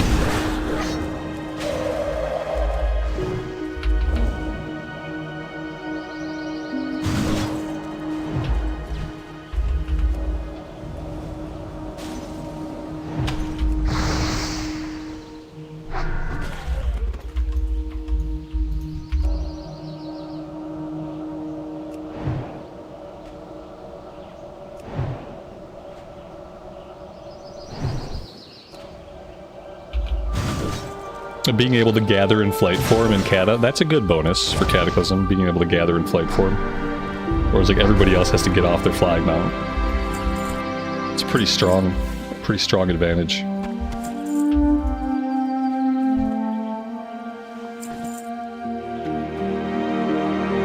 There we go, we got that one done pretty easily.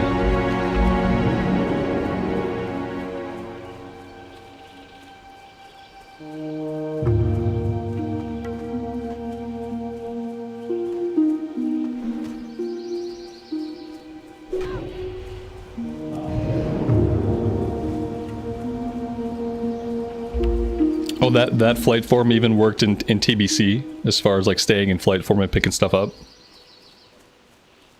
I think I'd have to take a production profession though. I'd have to take skinning and leatherworking though. Especially in this economy. If it were like an older economy that was more of like a seller's market, where like lower level mats sold for quite a bit, then I could see doing skinning and herbalism. But on a new server, like, nothing sells for anything. Like, it just everything sells for dirt cheap. Like, you'll sell a stack of leather for like 1 silver more than you could vendor it for. Which to me isn't even worth like the bag slot, keeping it in my bags. I'd rather just vendor it, make room for some other stuff in my bags, and then vendor that too. I'm gonna come out ahead. What can I do for you? Stamina spirit ring. I don't think we need any of this. See you around. Oh, we don't have 2 rings. Oh, in that case we do need it. For some reason I thought we had 2 rings. Okay, then that's great.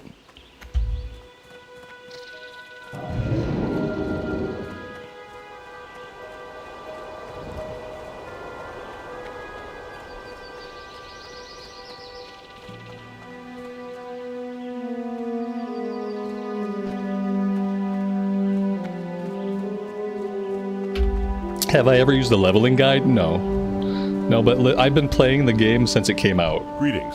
So I had a lot of time in my life, like before add-ons and all that stuff, to learn where all the quests were, to do all the questing on lots and lots of characters. So like someone like me doesn't need, like, I would never refer to a guide. If anything at this point in my life, I should be writing the leveling guides, you know what I mean? Like, I've played a crap ton of characters. And I've tried a lot of different leveling paths, and kind of like, I'm always kind of adjusting when I go where and like what I focus on, so it's always a work in progress. I enjoy it much more like carving my own path and figuring out what I want to do than I would following a guide. Let's jump on a flight to Menethil Harbor. this is going to be a 7-minute flight. During this time, I am going to go AFK. I'm going to refill my coffee. I'm going to get a small snack, and then we are going to keep going. So yeah, stretch your legs, get a snack, all that good stuff, hydrate. And I will see you guys back here in 7 minutes or so.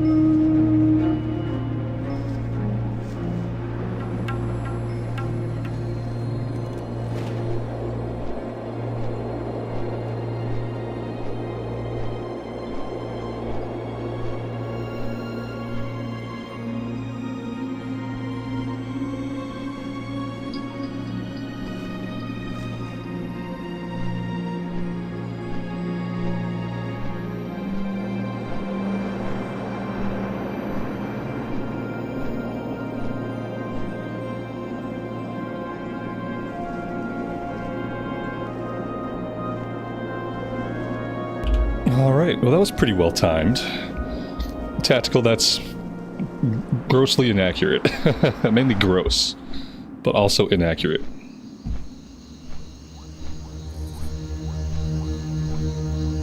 And I'm not that pale, it's called light exposure. I have 2 lights shining right in my face. It's a little bit overexposed so that you can't tell that I look like a corpse.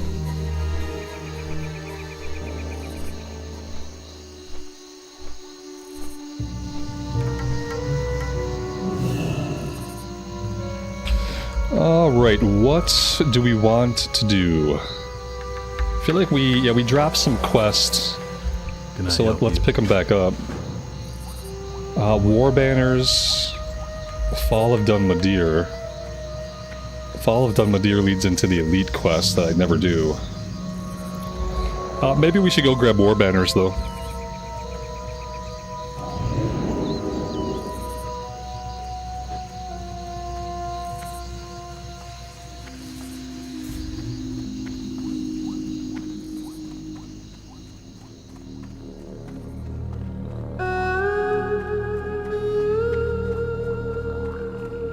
Favorite classes? Anything besides Druid. I like all the classes. My most played classes are probably Warrior, Paladin. Warrior and Paladin are probably the most played. But the only class that I don't have fun on is a Druid. It's the only class that I can't get on and be guaranteed that I'm gonna have fun. See you soon.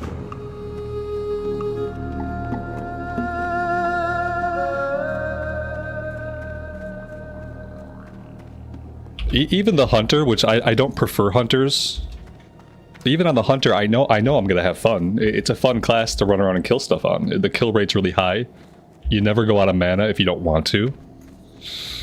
So even on a Hunter, like, I know I'm gonna have a good time.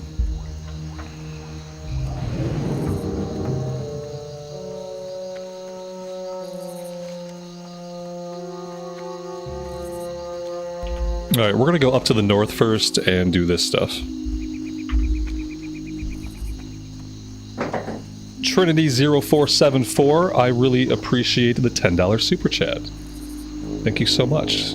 Thanks for that. Thanks for being here and hanging out with us on this Sunday. Very kind of you.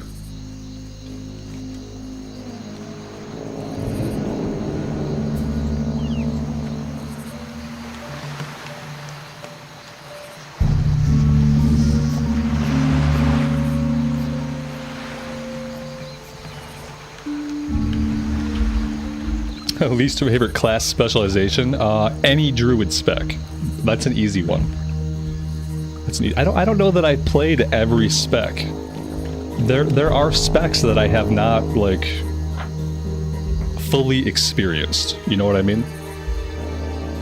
Because typically when I play a class, like, I have a spec that I like, or a spec that I prefer, or a spec that I know works best for leveling. And a lot of times I just stick to that. Like on the Mage, for instance, like, we mainly level Frost. Because Frost is just kind of the way to go. Now, I have leveled a Fire Mage a little bit. And, you know, that was different. But yeah, I feel like there are specs that I haven't played.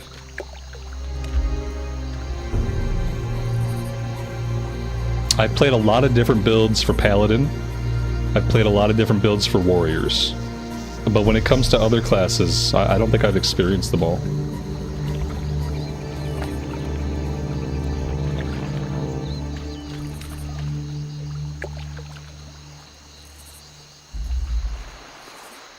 Demonology Warlock is looking fun. I like the Warlock build I have going on the Forsaken Warlock. I think it's like an Affliction Demonology build. We have points in both trees, and I've been having a lot of fun with that. So we are looking for sailors, marines, and we need his snuff box, which I think there's a named guy over here that drops it. I think this is the right boat. Pretty sure he spawns down here.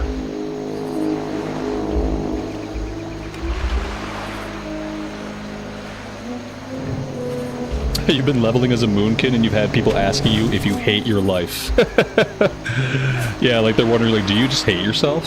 Are you just trying to punish yourself because you think you're a bad person? I think that's a fair question that they ask you.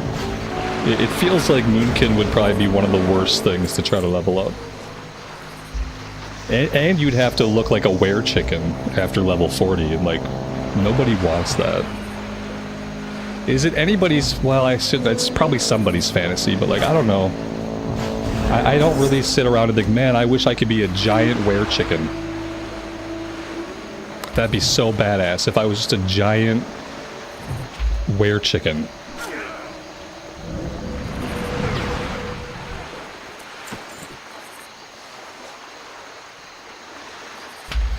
Will we try AoE farming today? I still don't think we have the talent points for it. Don't we have to be level 30 to do it? If we hit level 30, maybe we can do a respec and see. I think the most important ones are Permafrost, Improved Blizzard, but I think we still need Frostbite. And I feel like you kind of still need Shatter. Maybe I probably wouldn't do Improved Frostbolt. So maybe I would save points there, but then how am I getting down the tree? I'd have to go a couple points and improve Frostbolt just to get down to the next tree. Yeah, I don't know. Maybe. We got the box, so we're good there.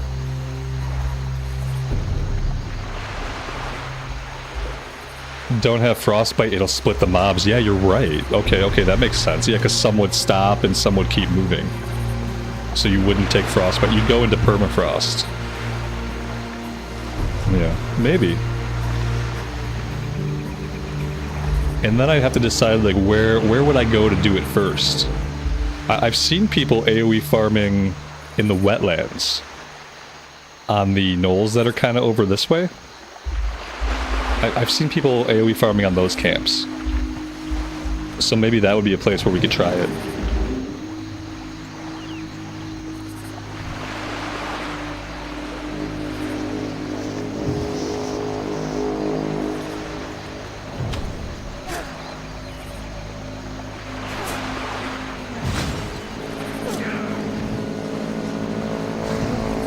The Worgens in Duskwood. Yeah, I've seen people doing that as well. I'm kind of scared of those Worgen. I still feel like those Worgen could kill us pretty easily. They worry me. I'd probably try the Knolls first. It's a little bit less intimidating.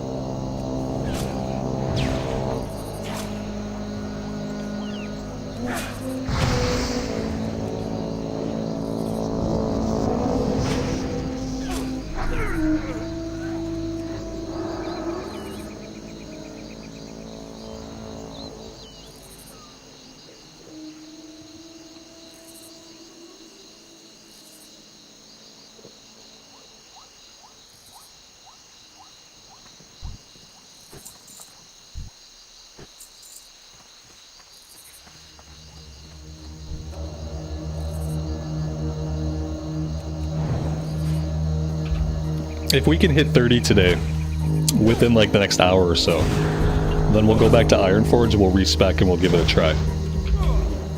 The AoE stuff.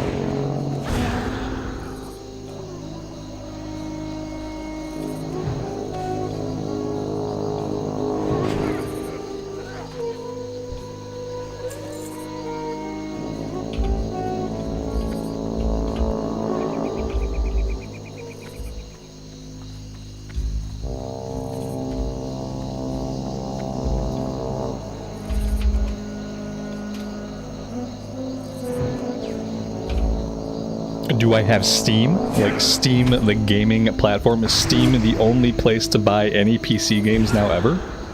Like that Steam? Like the single place to purchase and install PC games? Yes. I do.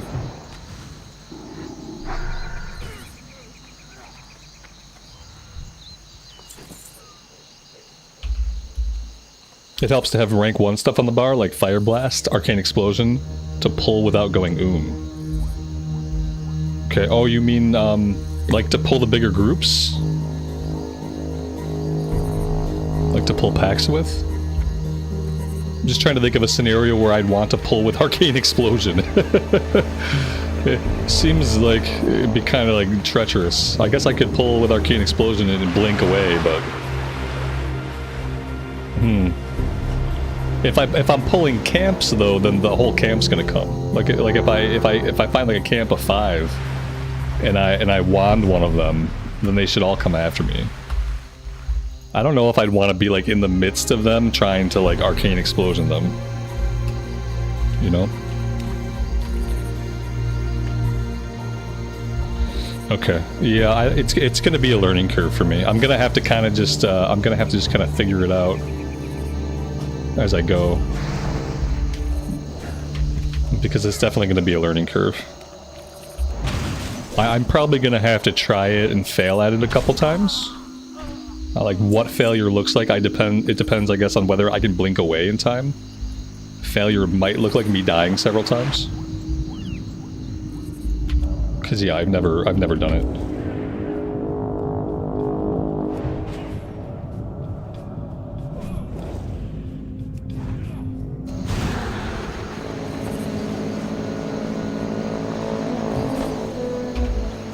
Mike, have a good rest of your Sunday, man. We'll see you next weekend. Take care.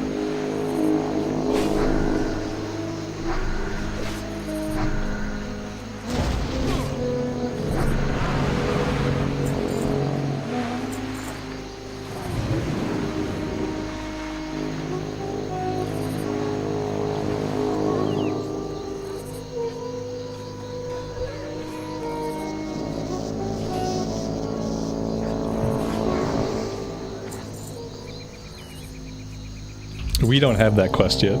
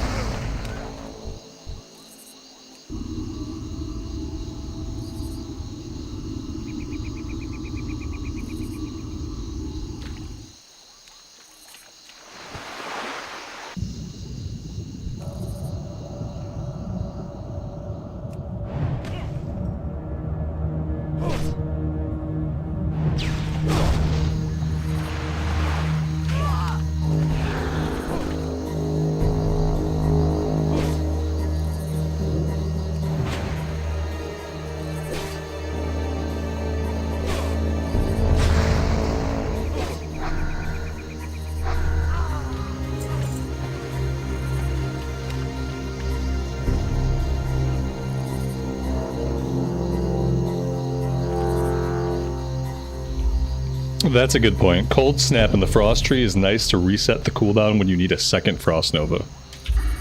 Yeah, we should grab it. I've been putting it off, you know? I've been putting it off so that I can go all the way into Shatter. I still want to circle back and go into Ice Shards. I want to go into Frost Channeling. But I probably need to grab a point in Cold Snap. I was trying to wait until we have ice block, and so that way at least like it's resetting 2 different things that I need. But yeah, I might have to grab it. This guy, I think this guy's down below fighting. We just need a few more sailors.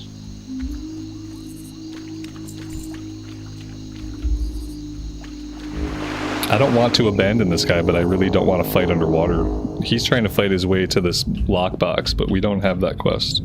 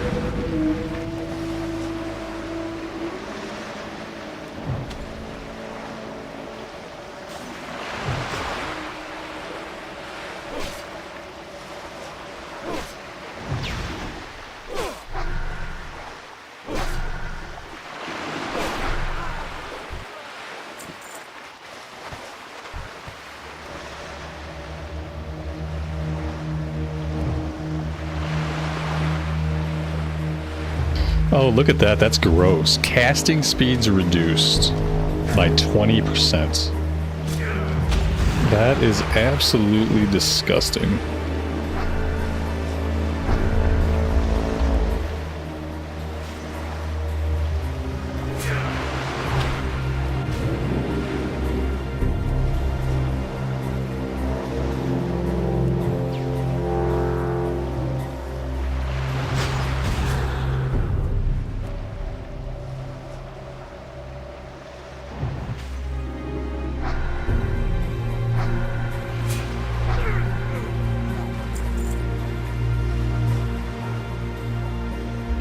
Alright, that's everything we need from the boats. And now we gotta look for giant crocolisk. It's always hard to find these. Especially when there's a lot of players on it. It's a really small area, they only spawn like 10 of them in. And then we'll be looking for the guys hiding in stealth. I don't know, we'll try to get these done, but sometimes I can't get these done. I have Remove Curse? I do have Remove Curse! You're absolutely right. There we go, look at that. The power of chat. Telling me things I should know, but I don't. Thank you.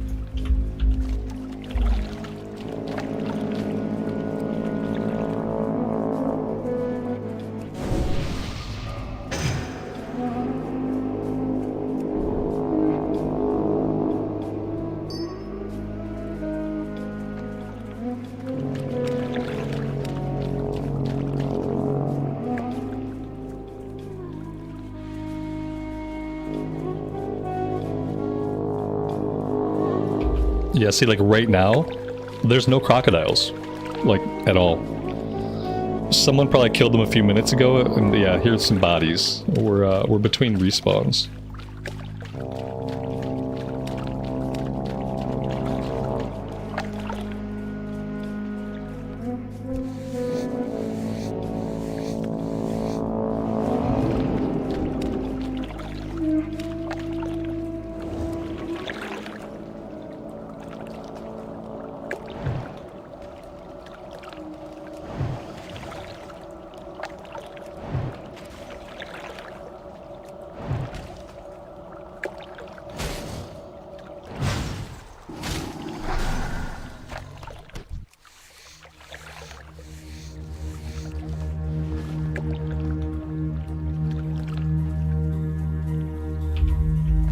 Ra, good afternoon, man. Happy Sunday to you, and welcome to the stream.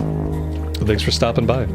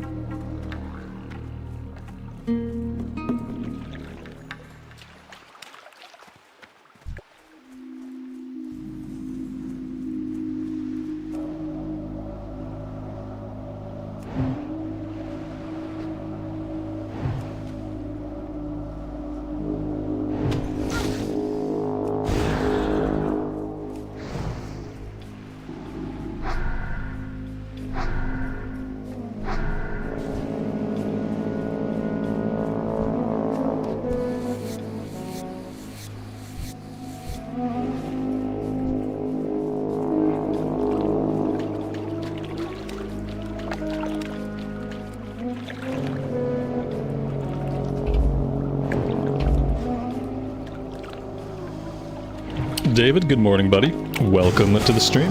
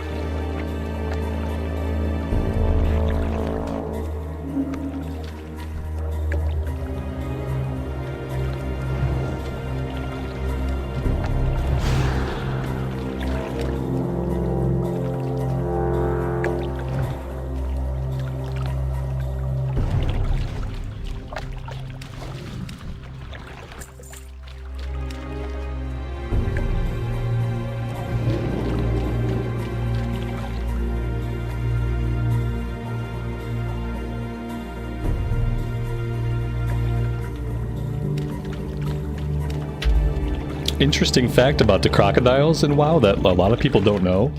They all have 6 legs. Every single crocolisk in WoW has 6 legs.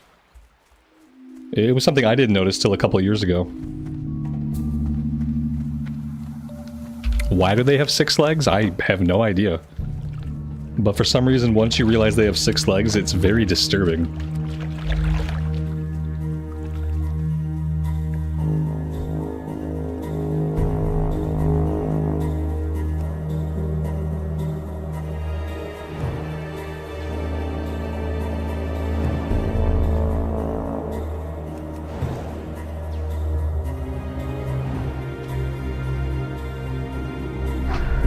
You never noticed? See? Yeah, people just don't notice. The human brain has an amazing ability to kind of delete what it doesn't expect and replace it with what it does expect. So, like, your brain is really powerful about just overlooking blatant things that are not typical. It's kind of nuts.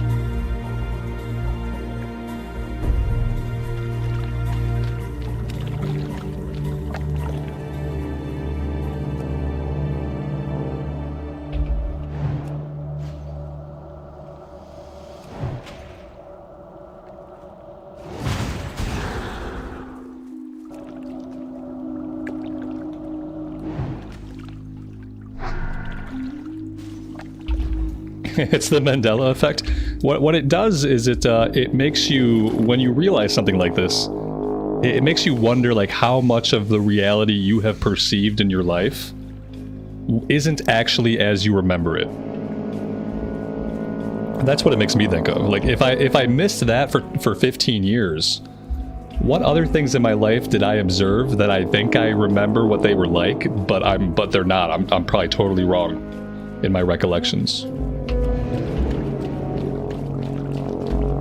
Because apparently the brain can just overlook stuff that's not convenient.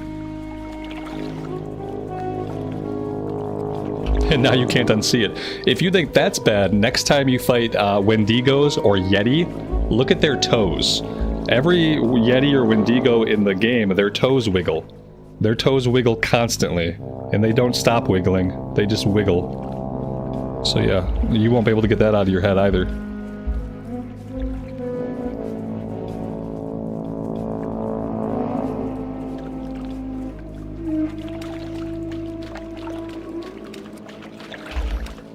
There's an experiment with a gorilla walking across the stage while you're told to count the bouncing basketballs, and nobody ever sees the gorilla.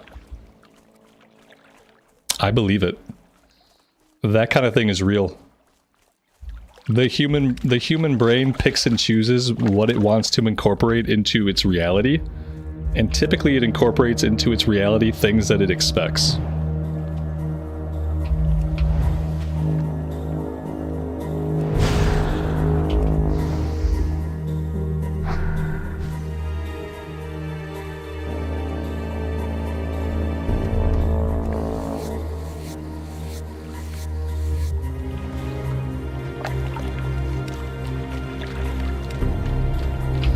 Finding all these stealth guys is often a tough one. What's the best approach here? I guess we could run this, and then we could cut across and run through all this. How many do we have? We only have 2. I'd like to find a few more before we start heading out to the Green Warden, because it's going to turn in out this way. I'd like to finish it up as we head to the east. So maybe we should try to look for a couple more back here.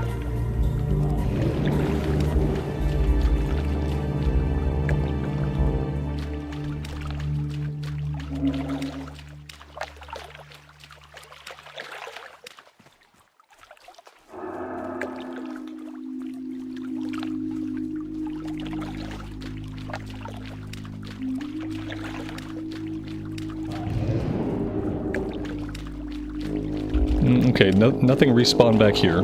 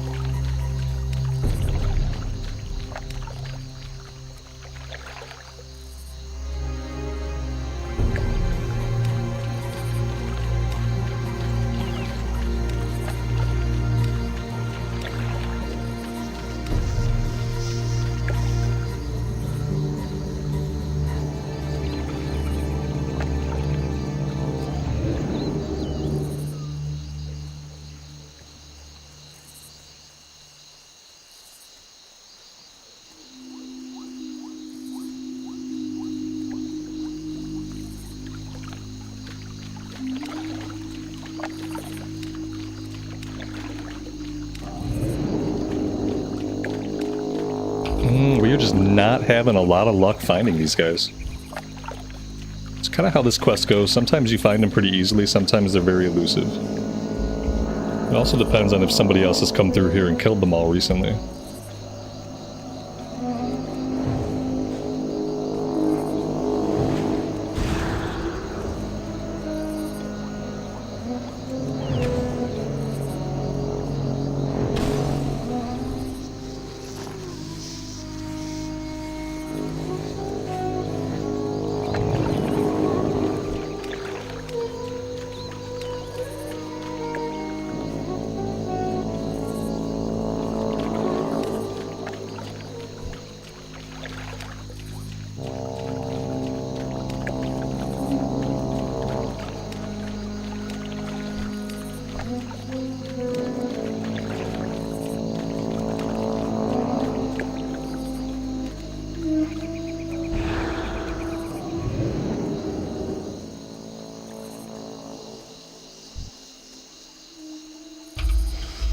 That's why you never play the new releases, too many people on at the same time. Yeah, it can happen sometimes. It's not quite prime time right now, but for certain quests, when there already aren't a lot of objectives, all it takes is a couple people working on the same quest to like farm that quest out.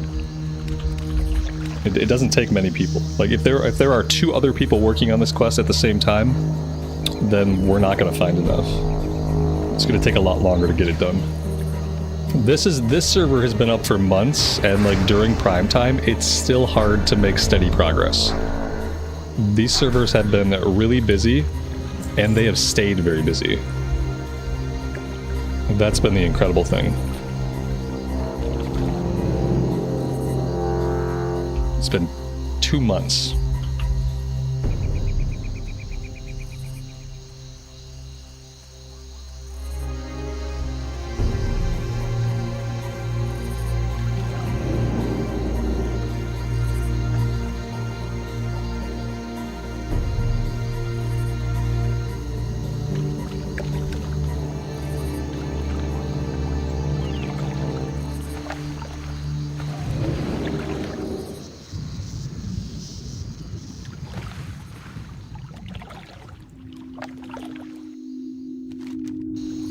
So what we will do is we will go work on war banners for a little bit. We'll work on war banners and then we'll come back up. We'll run a similar route back out to the west and we'll see if we can get this done on the second trip. We only have 4 out of 12, so we still need quite a few. Yeah, we're just not coming across them. Alright, let's go check out these guys. Legion was the last expansion you played. Legion was the last, like, good expansion in my opinion. It was good in some ways, and in other ways it introduced some of the worst things about the game, like the infinite AP grind. I hope when we get Legion Classic they do something different that isn't an infinite AP grind to power up your artifact weapon. Because that was kind of crazy. That was when I had to stop raiding in Legion. Because I just had too much going on with work, and I couldn't get on. I could get onto raid because I was used to raid logging, but in Legion you couldn't raid log. You had to clear your map of world quests every single day to feel like you were staying relevant with your artifact weapon, and I just didn't have that kind of time to play. And I started to feel like I was holding my raid team back, so I had to quit raiding in Legion. So on the one hand, it's one of my favorite expansions because I thought the story and everything was really good. I thought the order halls, the class order halls, were amazing. But on the other hand, it's like it was the worst for me because it kind of ended my raiding career.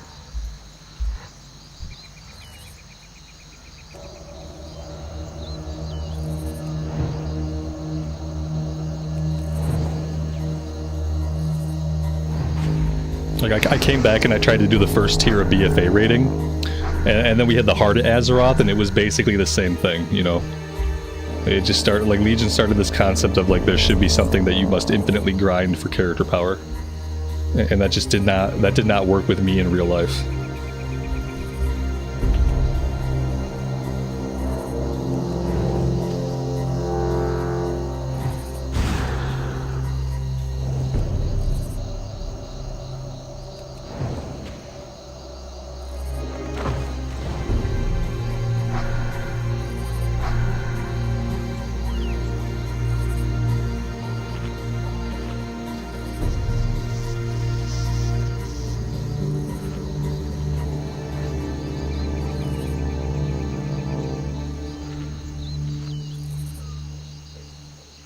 We have to be due for a new rank of water pretty soon, I would imagine.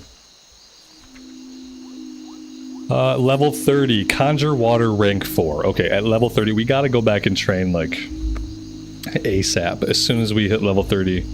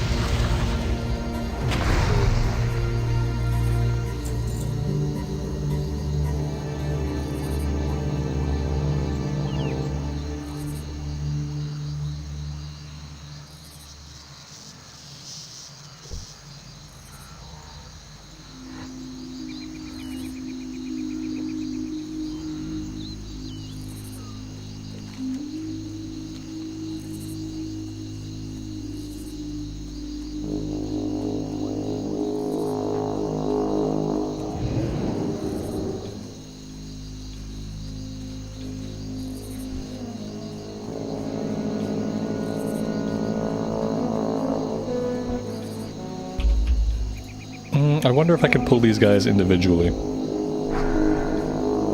Let's find out. Yes, we can.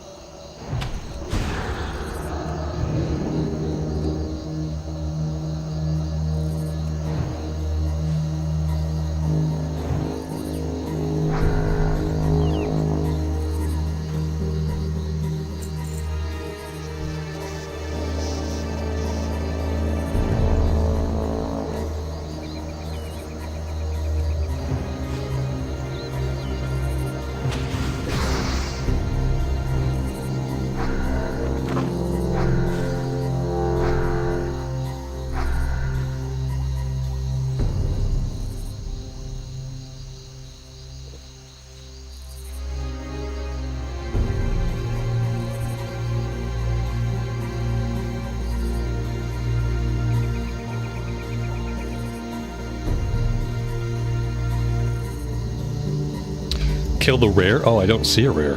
Where's he at?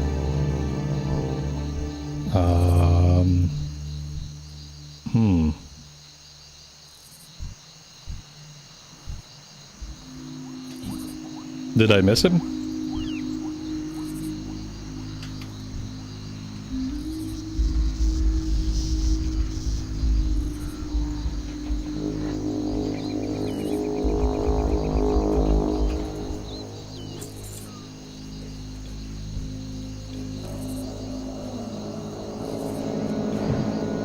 I tabbed a silver dragon for a second.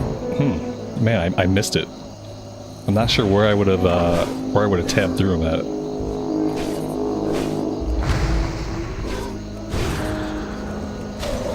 Let's see. All the guys back here are normal. What about the guys back here? Yeah, the guys back here are normal. It's possible that if there was a rare spawn I missed, maybe somebody grabbed it. So all these guys that are up right now are normal guys. This guy's normal. Maybe back here.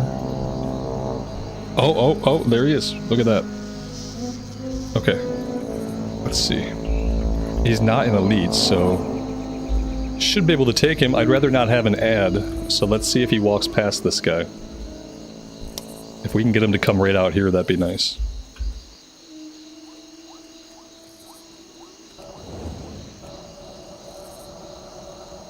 Thanks for the call out. Yeah, I totally missed it.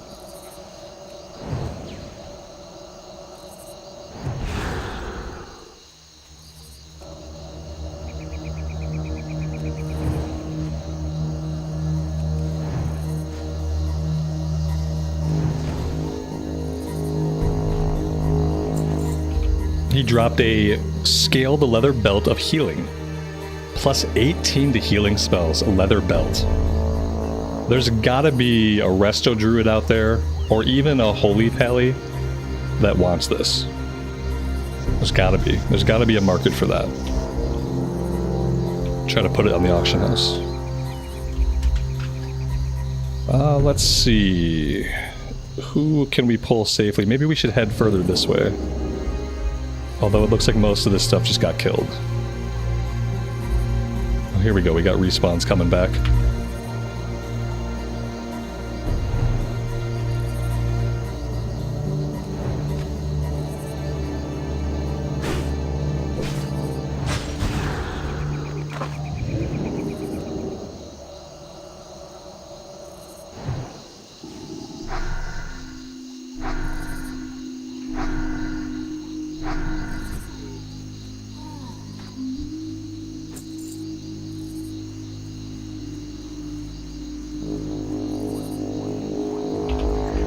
Lael, things have been going good.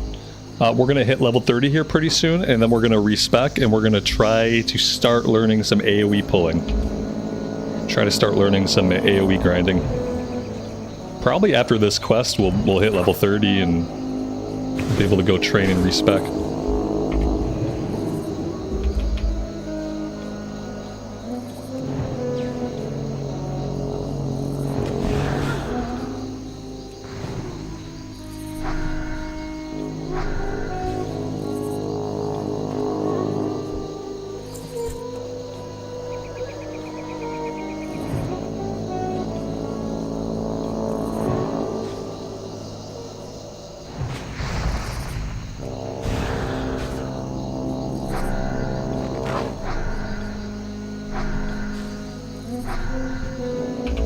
This will be the first time I've ever attempted it, so I'm excited and I'm a little worried.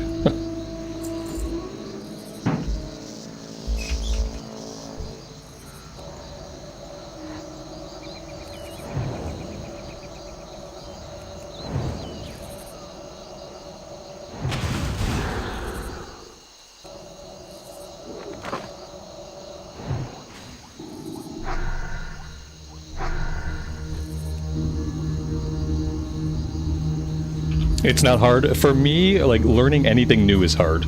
I think once I get the hang of it, it'll probably be really easy. But that initial learning process, it's, you know, it's a way to play the game that I have never even really looked at, contemplated.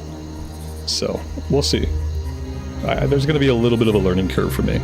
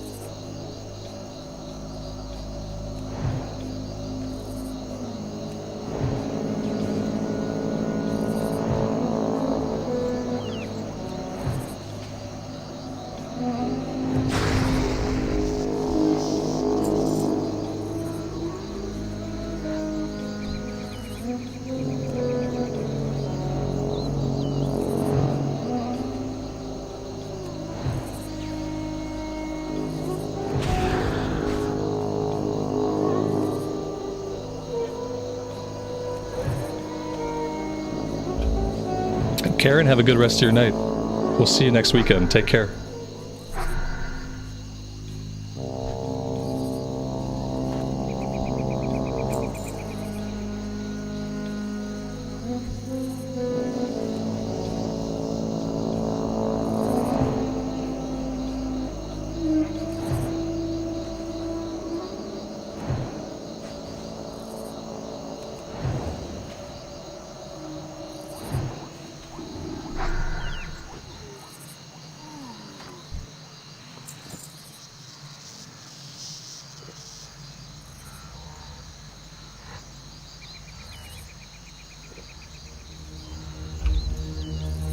These guys were out here having a nice, peaceful picnic. They were roasting some meat. They were hanging up a hammock, you know. And we just came up here and busted up their day.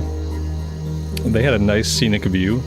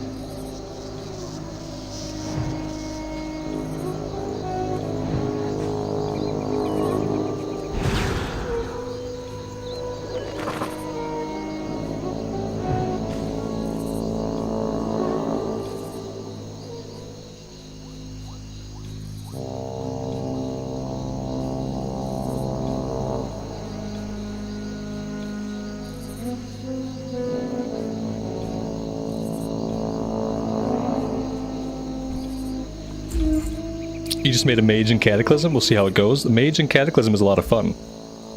The mage is going to be the class that I take into Mista Pandaria. We have a mage at level 80 right now. Whenever Pandaria gets a release date, we will level that mage from 80 to 85. Just get him capped out and put him in the Mista Pandaria waiting room.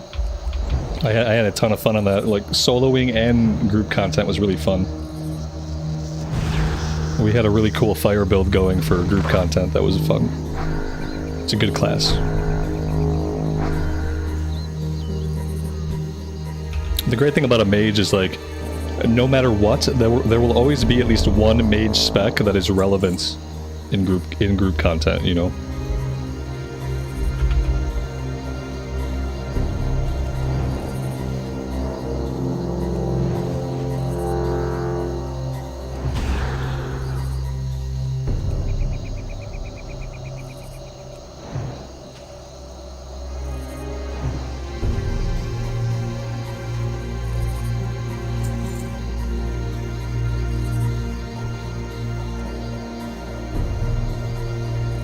We're done with the quest. I'm gonna grind a little bit more here because I kind of want to hit I kind of want to hit 30 when we turn this in, and then I would like to go train and respec. So I think if I get within a bubble of leveling, I think that the quest will probably ding us, but I want to make sure that we get it.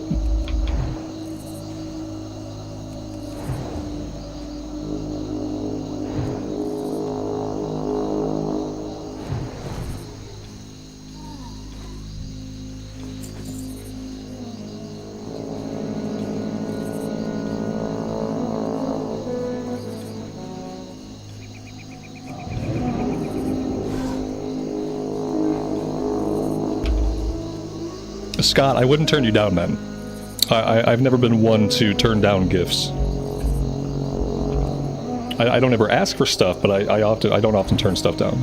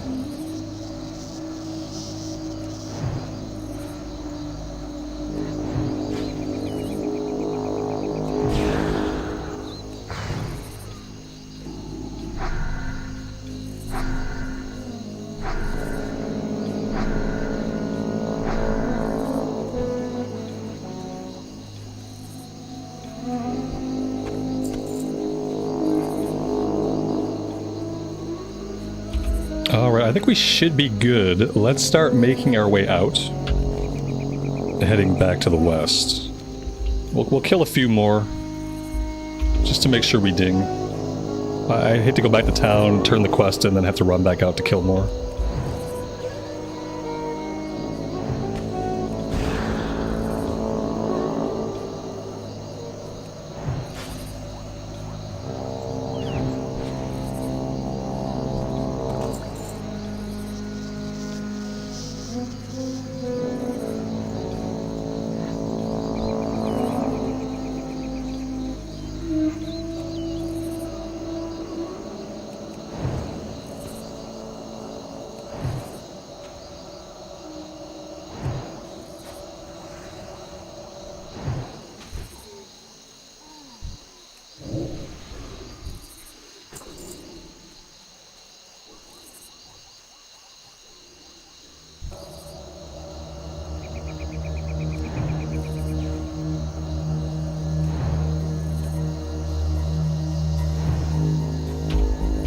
What would I say I play more of? Horde or Alliance? Recently I played more Alliance.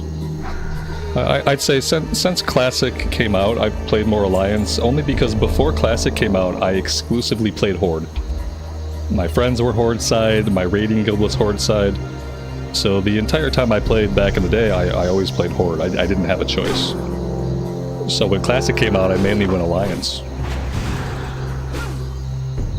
Especially in an era when we don't have Blood Elves, there really aren't a lot of like Horde races that I like. But recently with the Hardcore series, I've been playing more Horde side. There are lots of aspects about the Horde side that I prefer. But yeah, not having Blood Elves kind of limits how much I play Horde side.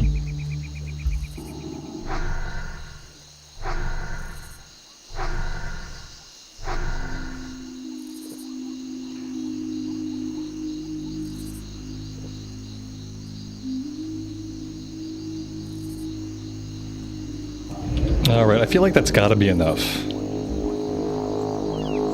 We're like half a bubble from level 30.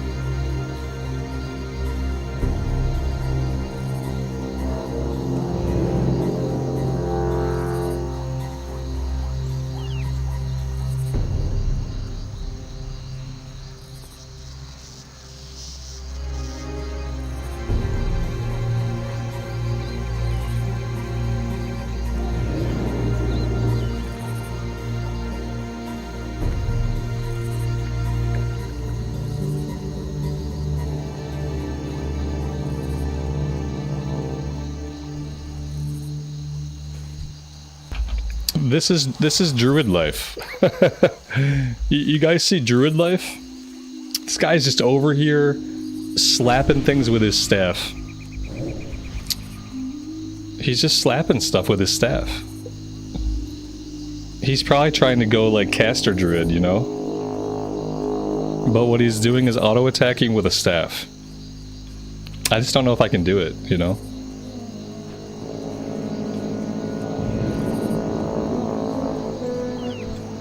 A druid life is a hard life.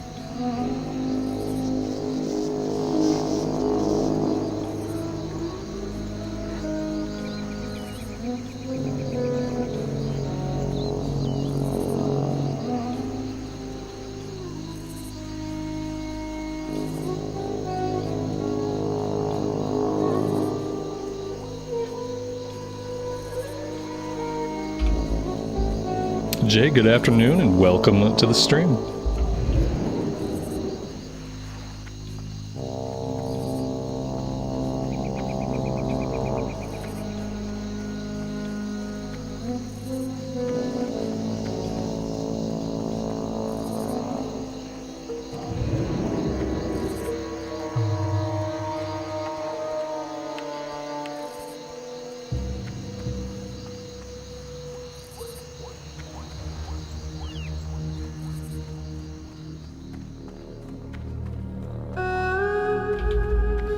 Druids have the same attack power from strength as warriors and paladins, so staff bashing is quite powerful. That's fair enough. If you got a good staff, I can see how that would be the case. It just seems like, you know, I guess maybe the class is built to work in some staff hits. It's just kind of weird. It's like you're a caster that can't just cast, you know what I mean? It almost kind of reminds me of the way that we wand on the priest, though. How, like, you know, we start off with some cast on the priest, but then we mainly wand. What's on your Like, we power word shield ourselves and we wand. I guess, like, on the druid, you renew yourself or regrowth yourself, and then you can just smack them with the staff. It's kind of the same thing. That's it's an interesting way to think about it. I'll think about that comparison to the priest, because I do like the priest gameplay. You know, we cast a bit, they get in range, they pound on our shield, we wand them down. I like that gameplay. So if there's something kind of similar we can do with the druid, maybe that would make it more palatable. If I could relate the combat to something that I know I enjoy.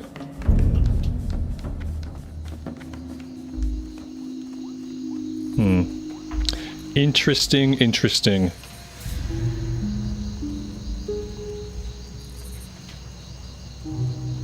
Love and peace, good afternoon. Welcome to the stream. They have a talent called Omen of Clarity that gives free cast from melee hits, which you can use for free regrowths. Oh, wow. That's actually a cool proc. I like cool procs. Well met. Light bless you. Procs are fun.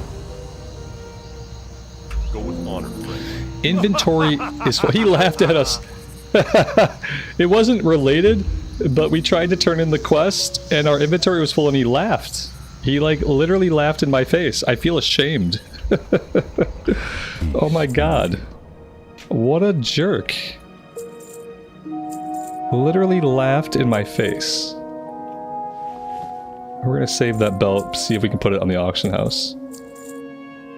I can't get over it. I've never had an NPC laugh in my face quite like that. That was next level rude. Farewell.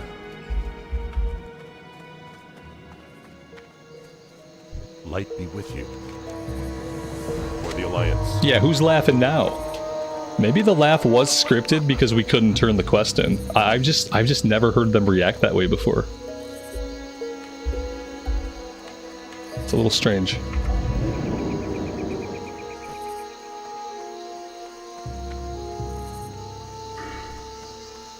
Alright, with no reason to spend the talent point, we're about to go respec. We're going to try out some AoE grinding. So yeah. Hey there. Be careful. See you later.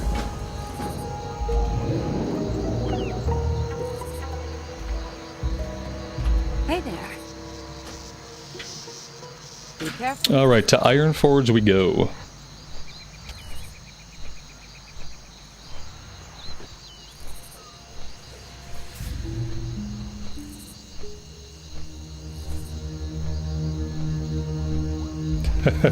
but that's the other thing about the Druid is like I would have to be in Moonkin form eventually.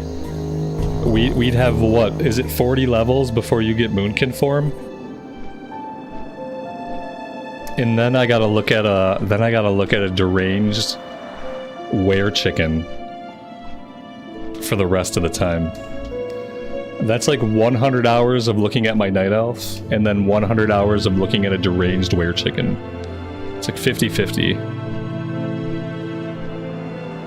Yeah, you either love or hate it. I mean, to me, I don't understand what people love about it, because like I just don't understand it. I just don't get it. I don't get what it's supposed to. It's a were chicken. I don't get what it's supposed to be. I just don't like it. I don't like it. And, you know, later on you get star form. Like by Wrath of the Lich King, you can do star form. And star form is much better. But in Classic Era, you don't get anything. I mean, I guess some people must like it, but it feels like it's left in the game to troll the rest of us. That's what it feels like. Okay, Trainer is back in the Mystic Ward.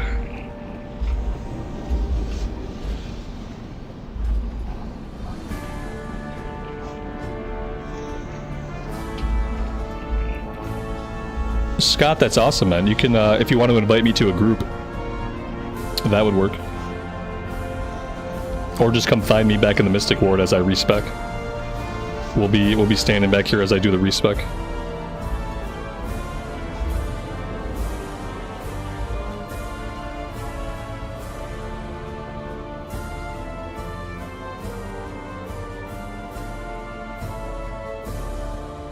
So I don't have a build in front of me for the AoE spec. We're just gonna kind of like look at the talents and talk through it. And if I'm making any stupid decisions, let me know. Because yeah, I have no idea. Firstly, let's train. I'm not gonna grab missiles. Maybe I'll grab Arcane Explosion, I guess. Conjure Water 4, I'll take. Scorch, I don't really think I'll ever use it, but I'll take it. Scorch 2, Fire Blast 4, Fire Ward 2, Fireball 6, Ice Armor. Okay. The rest of these I don't really need. So let's fix our bars first.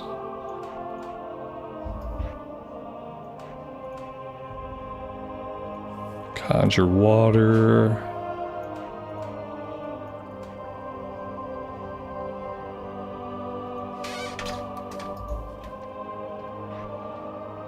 Fire Blast 4, Fireball 6, Fire Ward 2,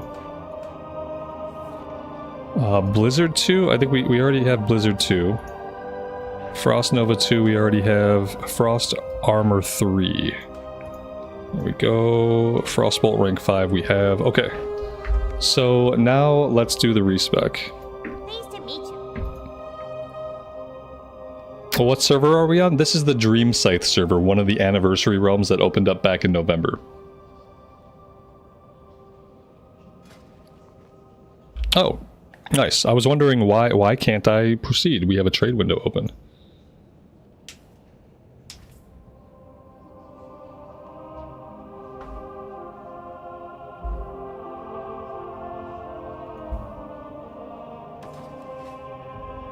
Scott, thank you so much, man.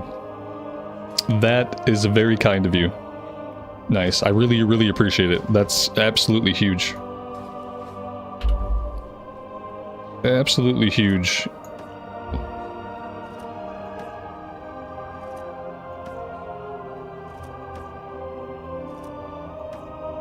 That is a big inventory.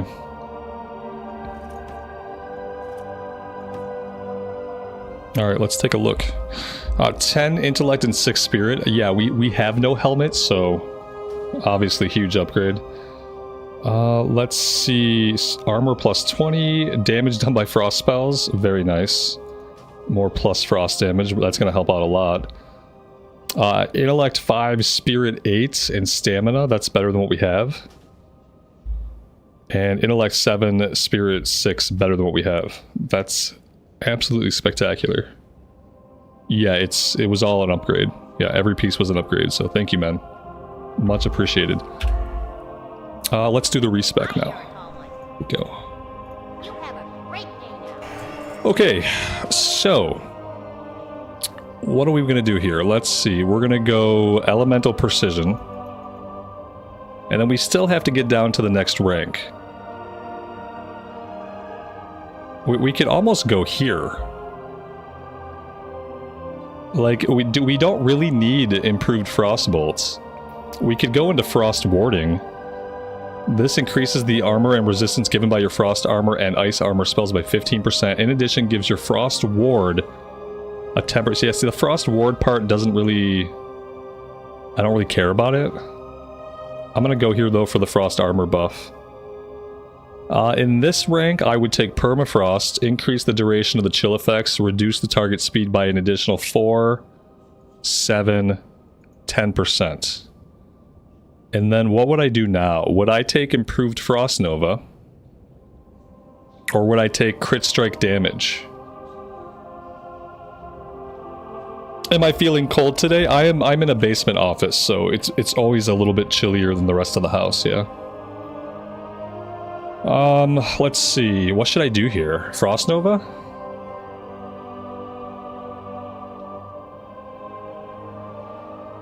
I think we're gonna need Frost Nova. Because aren't we trying to get into Shatter still? Or no? Maybe we're not trying to get into Shatter.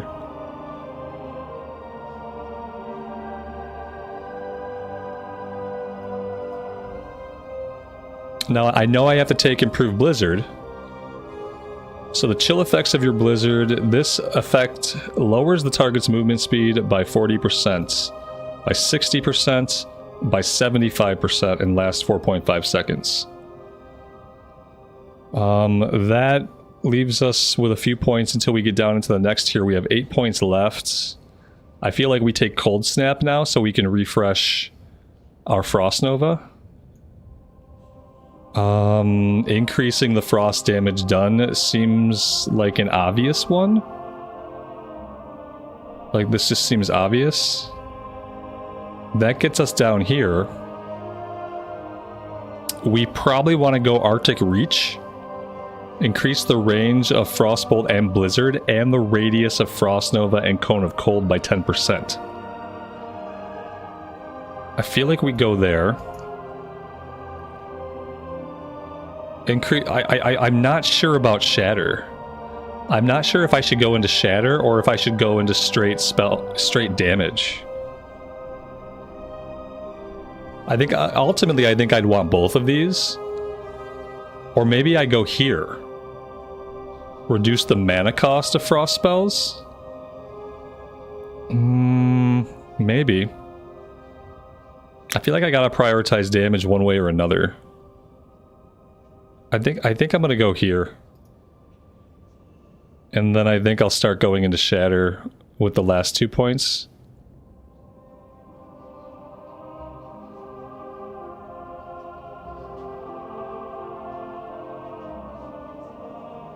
Let's go here. Oh, I should have grabbed Ice Block.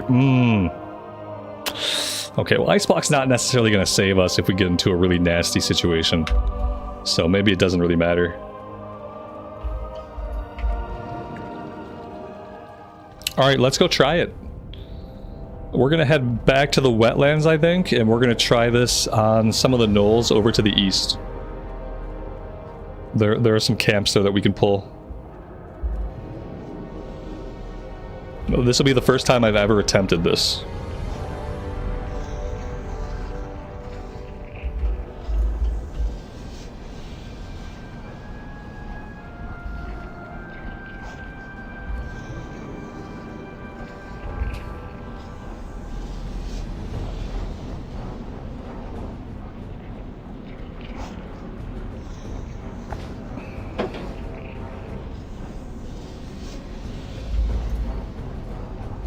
Alright, while we're in flight here, I am going to go AFK really fast.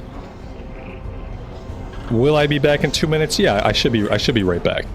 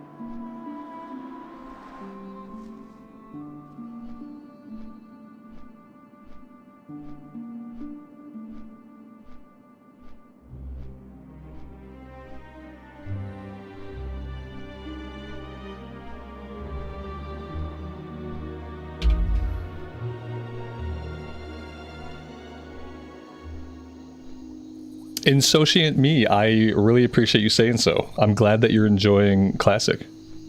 Thanks for being here and hanging out with the stream. Yeah, Classic is a true MMORPG. Whereas retail is more like just an online, it's like an online action game. Multiplayer online action. Alright, so I think for this to work well for us, I want to head out here. It's a little bit of a run, true, but there are packs of gnolls, like camps of them, like 4, 5, 6. And I often see mages doing this in that area. So that tells me that it might be a good place to start. And we'll see how it goes.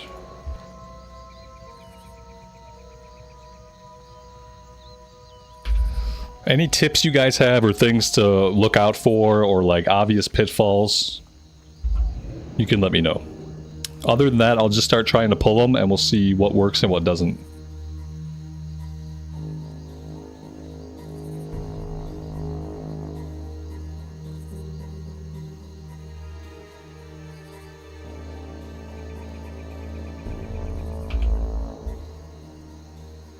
You can't get over the fact that you get buffed all the time?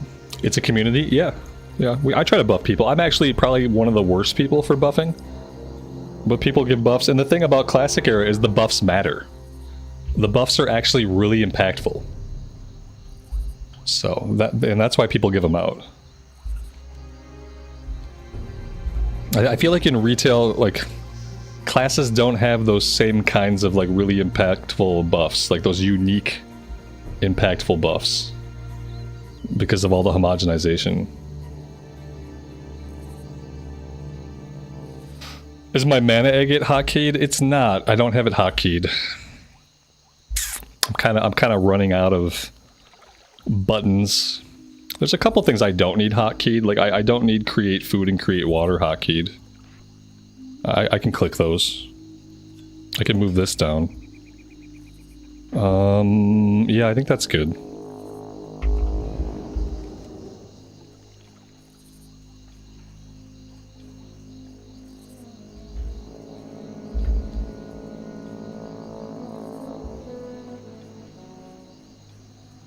Did we respec? Yeah, we just respec. We're trying out an AoE build, so we'll see how it goes. Dave, good afternoon, buddy. Welcome to the stream.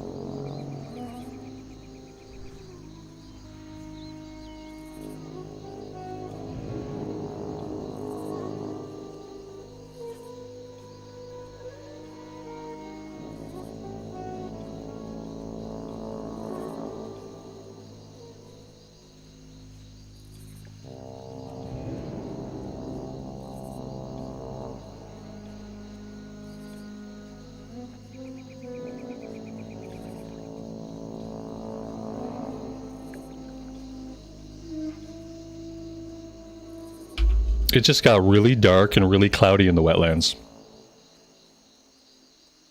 This is basically what it looks like in Michigan all winter long.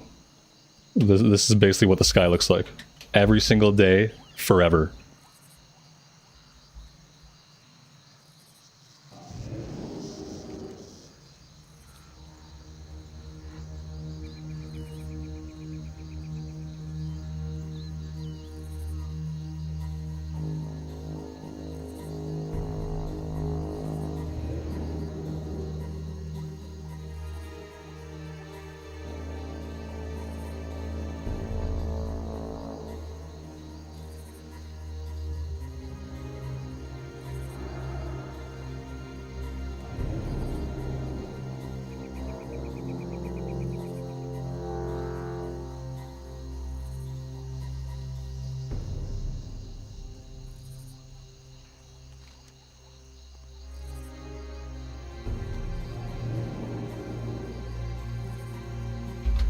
Michigan looks a lot like the UK, maybe.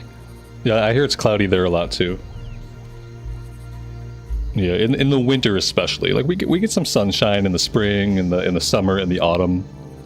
But for whatever reason in the winter we don't get a lot of sunshine. And like the sunshine we do get is random. Like you'll have a day that's cloudy and then for a couple hours in the afternoon you'll get some sun. And like if you're not ready to get up and take advantage of it when it looks nice outside, it's really bad for your mental health. I've been trying to make a habit to make sure that I go outside every day, like regardless of the weather, play fetch with the dogs, stay out there for like 20 minutes or a half hour, get some actual fresh air, regardless of how dreary or cold or uncomfortable it is.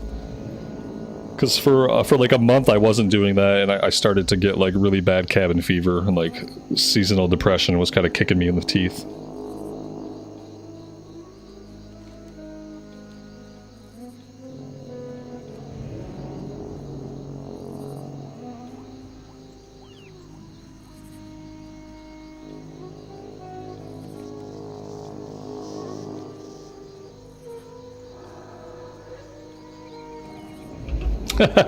10 golds on Rambles dying in the first pull. Yes, I would not take that bet. Somewhere around here. Here we go. Let's say there's gnolls somewhere. I think we're getting close. Yeah, there's a likelihood that I'm going to die on the first pull. Like I haven't looked up any guides. I haven't looked at any videos. I only have a rudimentary idea of what to expect. So yeah. You'll definitely die a lot learning this. Oh, good. This seems likely. What are the odds I can? What are the odds I can do? If I don't hit them all, some of them are not going to be. Some of them are not going to be slowed. That's the problem I see with this camp. I think I just have to like. Maybe I clear this guy. Can I clear that guy? Probably not without pulling everybody. Okay, yeah, let's get rid of this guy.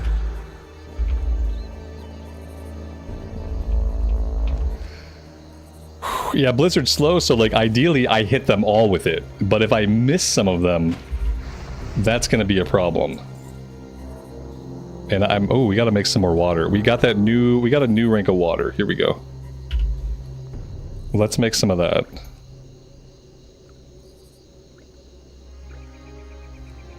Don't open with Blizzard. See, now I'm gonna open with Blizzard. Because that's what makes sense to me, and I have to see how that fails to know that I shouldn't do it. But I am gonna open with Blizzard. And I knew someone was gonna tell me not to do that, but I have to see how it breaks down, and I have to see why it doesn't work. Like, I have to learn each step of it. Yeah, because I don't learn stuff that well from people telling me what to do. I learn more from seeing how stuff fails.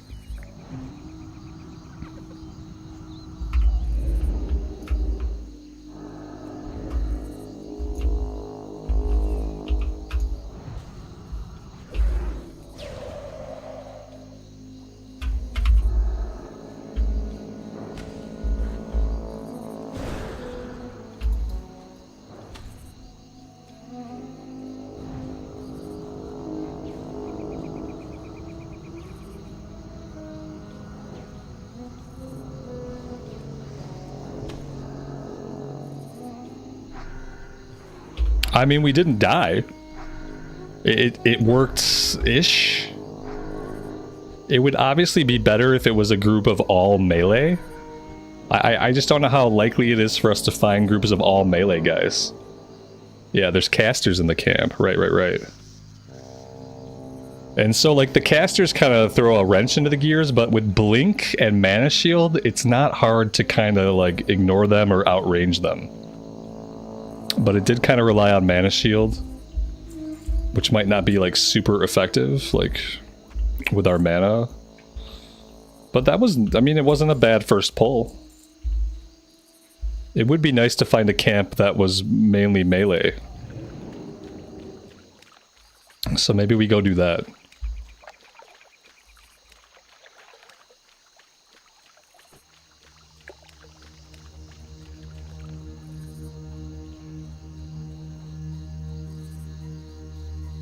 I think this one over here is mainly a melee camp.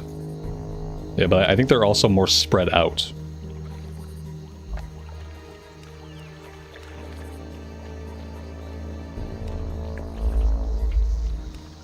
Yeah, like I'm not gonna hit all of them with the initial.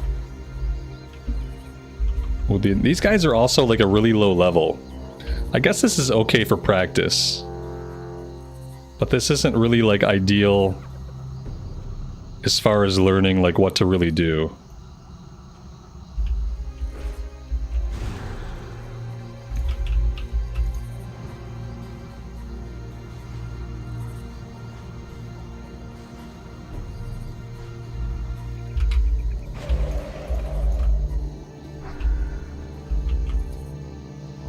Okay.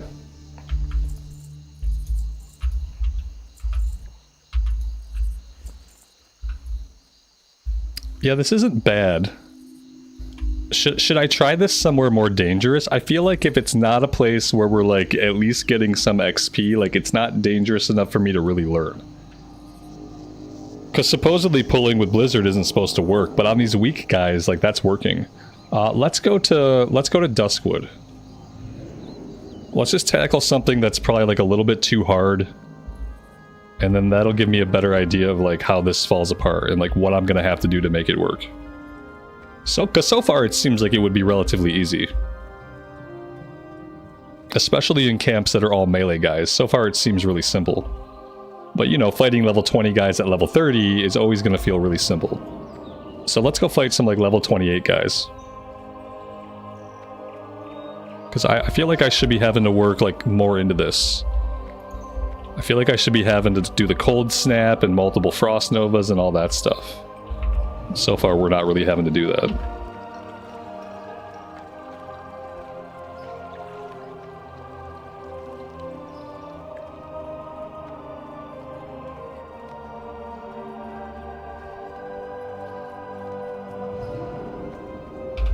There's a Worgen area right by a mine where I know there's like big groups of all melee Worgen, but I think they might be like level 29 or 30.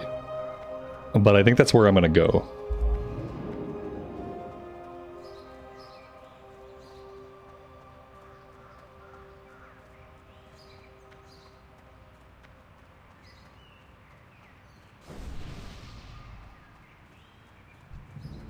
What can I do for you? Go with me.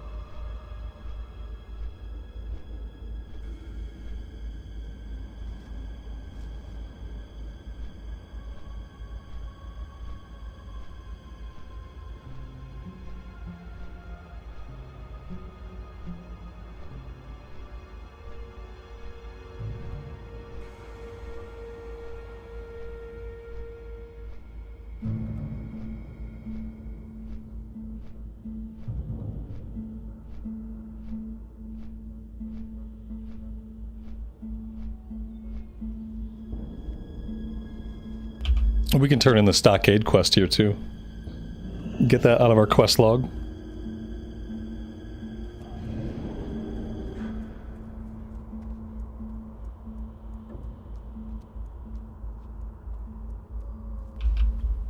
I'll grab this, but I don't think this is the area that I'm going to head to. But I'll grab the quest just in case. I think the area I want to go is for the second round of that quest chain.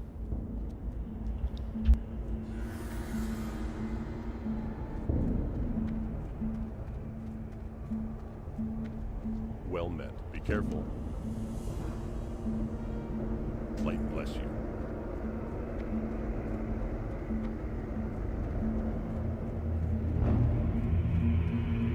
Can I help you?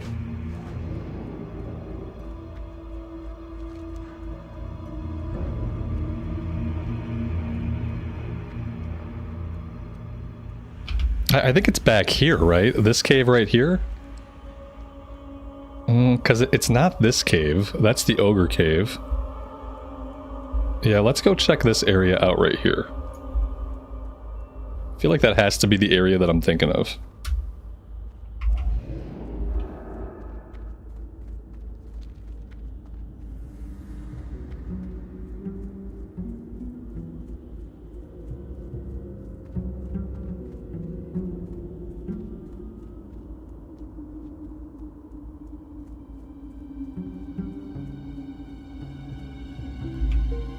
Yeah, this is it. Okay, okay.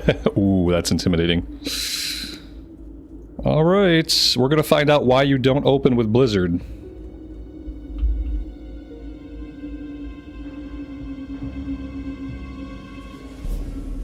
If I put it here, maybe they'll all run through it. And maybe I should have more range. Let's try this.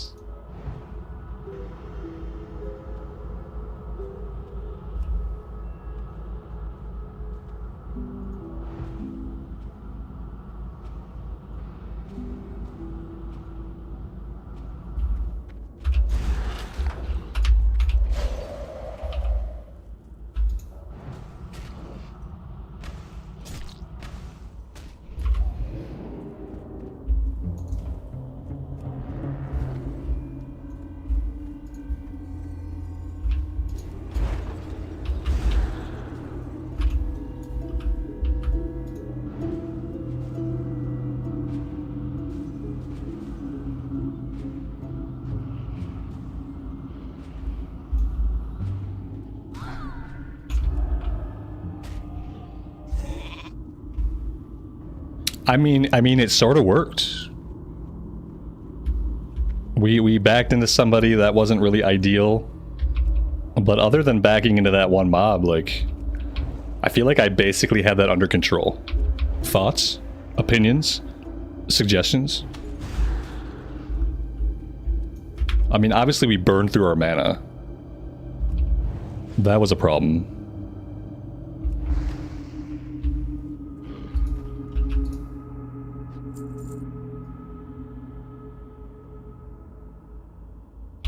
Mages are okay.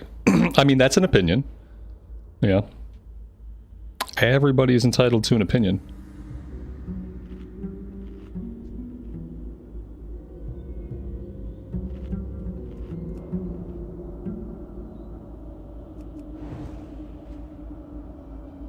It went well for my first attempt. Yeah, I think for my first attempt on mobs that could easily pick me apart, it went pretty well.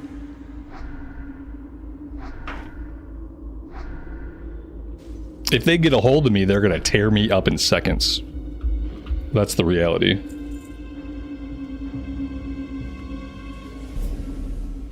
It's best to group them up with a shield, then Nova, then get distance.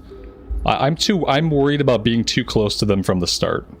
So like I think I have to try to tactically pull with Blizzard so that they'll all walk through it, because I think I need that distance. I've seen mages do that though, where they get pummeled for the initial part of the pull because they're in melee range, and like it just seems sketchy. It seems like it would work, but I'm gonna keep trying it like this, where I kind of get them all to run through the Blizzard, and then I Frost Nova them once they get close, blink away, Blizzard again. Ideally, when we blink away, we don't run into any like, wandering guys. Now this area, clearly, you know, like, it's a great area when there's respawns, but it's dangerous for the same reason. There's basically the 2 camps here and here that we can do this with. I guess I don't know if this area has enough mobs to really sustain this. I just knew we could come here and practice.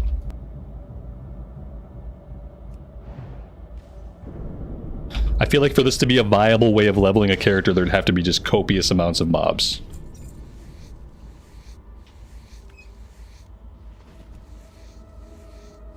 There's a whole cave. Yeah. They're not grouped up though. Like it's obviously going to work much easier if I'm starting with mobs that are grouped up. I could pull the cave and pull everything out, but probably not a great idea.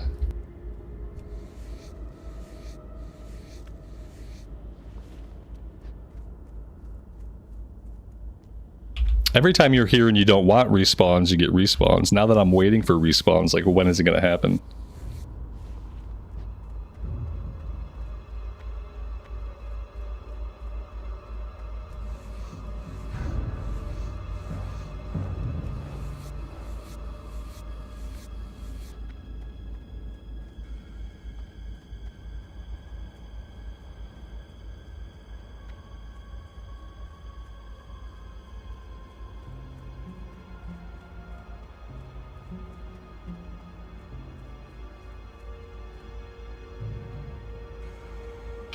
And now we wait.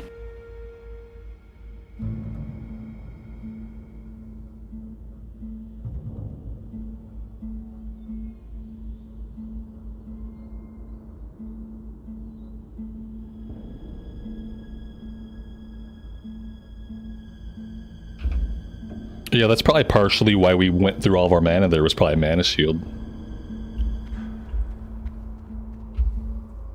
We're a long ways from from getting Frost Barrier.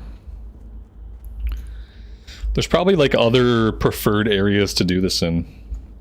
There's probably like, somebody's probably mapped it all out at like what level brackets to go to which zones.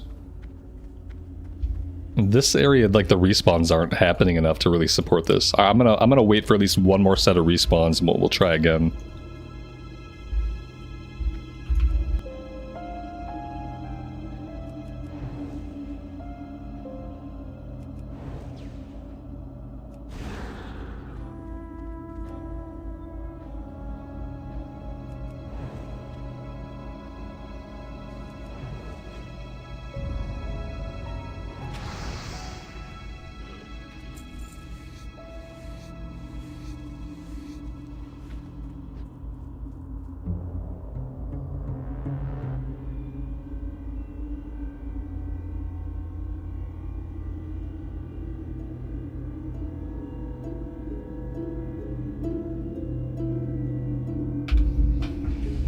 I'll do some research before next weekend. I would like to see, like, I want to see what it's like to grind out a couple levels by AoE grinding.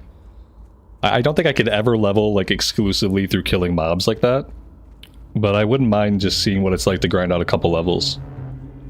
It seems like if you were in an area that had enough mobs, it seems like it would work really well. It's just that right now there's not enough mobs. I even wonder if maybe the cemetery might be a better place. I don't know. You really need camps though. And then yeah, when you have your mount, then you can kind of run past guys and like gather them up. But without a mount, you kind of are stuck relying on camps to do it this way.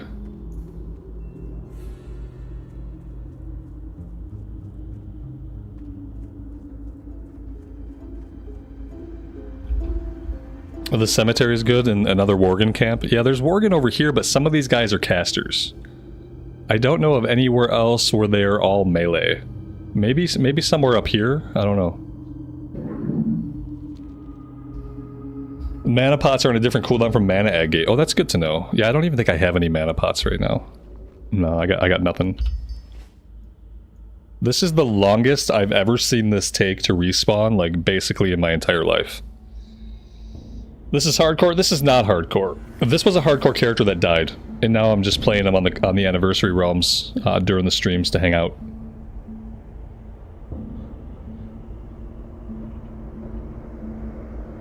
The underground mausoleum in the cemetery. There's lots of mobs down there, but it might be the same problem where they're just not grouped up enough, and so I'd have to pull them together, which is like the part where I start taking damage. And yeah, the skeletons in the cemetery are often farmed. Those are farmed pretty heavily.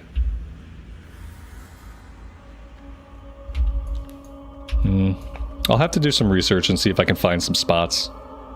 This would be a good spot if anything would respawn ever at all. It's kind of crazy.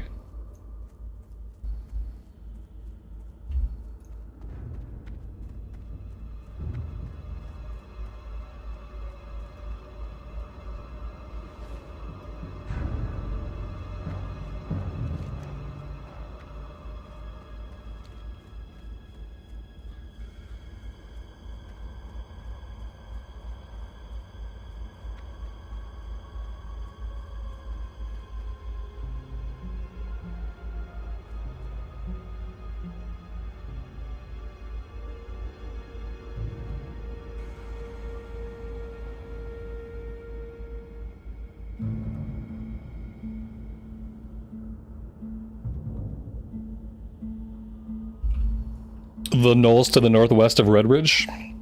Yeah, maybe, but I think they're too low of a level for me now. Now that we're level 30, I think that stuff would mostly be gray. Do you think they have it set up so that when like a mage is AoEing in an area, the respawn rate stops? It feels like as soon as I came here and killed that camp, like everything just stopped respawning. It's hard not to take it personally.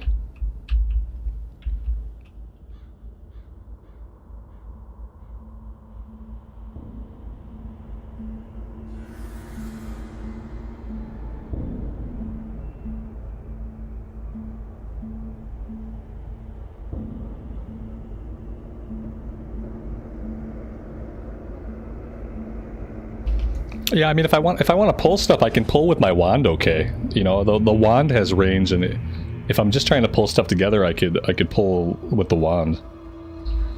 They're hiding from me. Yeah, I guess. Yeah, it's kind of annoying. I'm fine going somewhere else. I wanted to practice on this group one more time because they're kind of the perfect test group. It's a very controlled pack, and it would be very good practice. Yeah, anywhere else I go right now, I'm gonna have to round them up. So we could try to head to the graveyard, and we could see. I don't think there are a lot of casters in that part of the graveyard. But yeah, again, that's going to be me like gathering them up, and without a mount, that's going to be a little bit more dangerous. But okay, yeah, I don't have much choice. I mean, nothing's going on here. I'm kind of like, I feel like I'm playing chicken with the game right now. But like, I don't want to give up. I don't want to walk away from this. Obviously, the moment I walk away from it, it's all going to respawn. Now this guy's waiting for tags. What is he, a rogue? Yeah, okay, I'm just going to tag everything as soon as it comes up. I'm hoping that it all pops up together.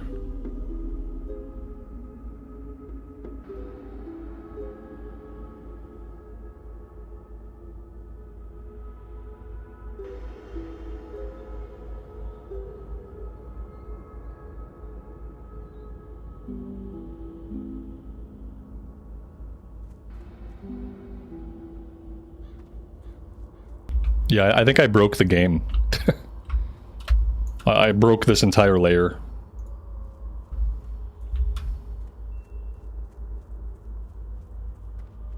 This group wasn't here when we arrived, so this group should technically be respawning first, but they haven't respawned.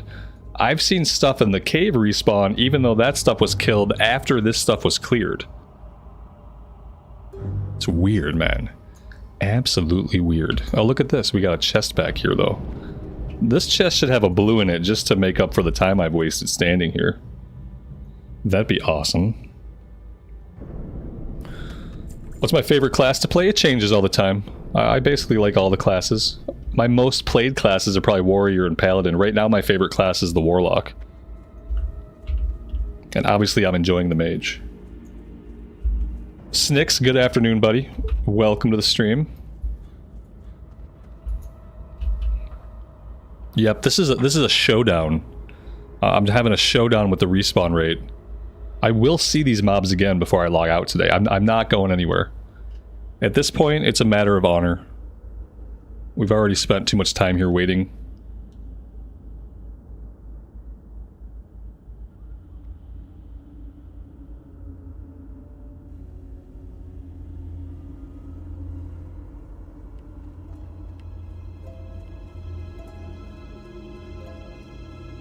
Maybe if we turn our back on it, it'll be comfortable respawning.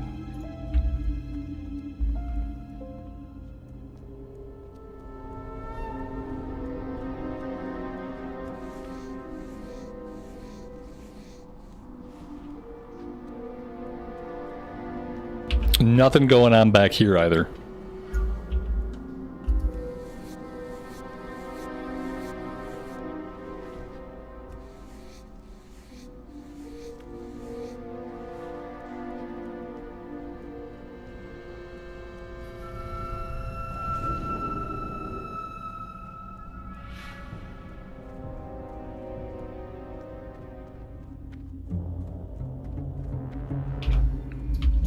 This is the anniversary roams.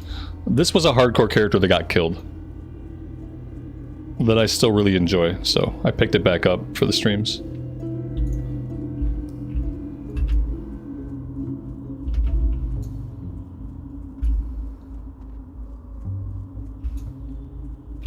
How long would you guys say it's been since I killed that pack?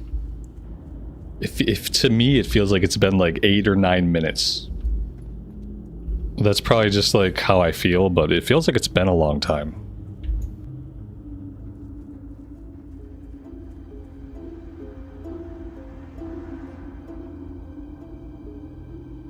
Everybody's showing up here and there are no mobs.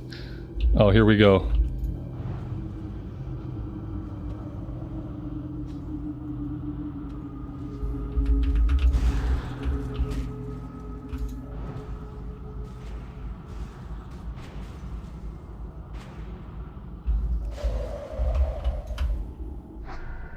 I mean, it was only 3 of them. But hey, I mean, it was practice.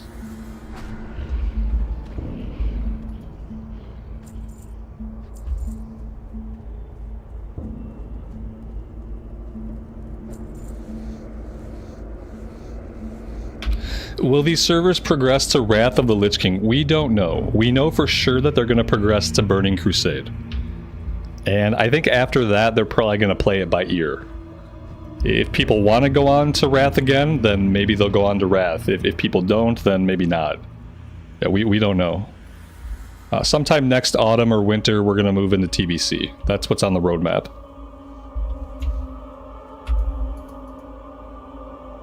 See, now we have another mage here. I think, you know, like, there's only so many mobs.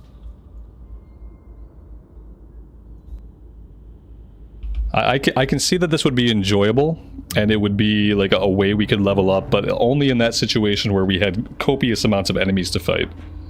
Obviously, this is like, you wouldn't do this. You wouldn't try to level up by grinding in this spot. This spot is not going to help anybody do anything. But yeah, this is not a regular respawn rate. A lot of times when you're in an area and things are dying quickly, the respawn rate cranks up. But the opposite seems to be happening here. Like, the quicker we kill the mobs, the slower it's taking them to respawn. Now we have this guy. Another mage trying to do the exact same thing that we're doing.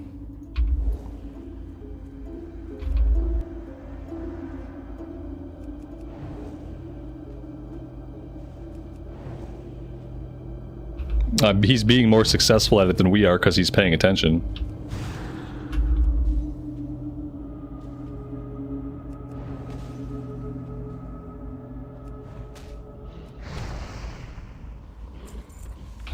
We found a scaled leather belt of the whale. 5 spirit, 5 stam. Yeah, okay, let's go somewhere else. Let's see what it's like when we have to group them up ourselves. Like, let's just, so we know we can do this on groups, right? It's fine. I can do it on groups. If they're grouped up and they're melee, then I'm gonna be able to do it. It seems really easy. Let's go see what it's like when we have to round some guys up.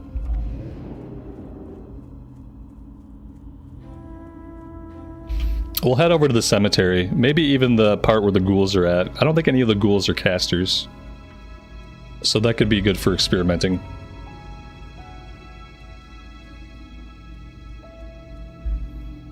When the server's popular like this, spell cleave in dungeons might be better.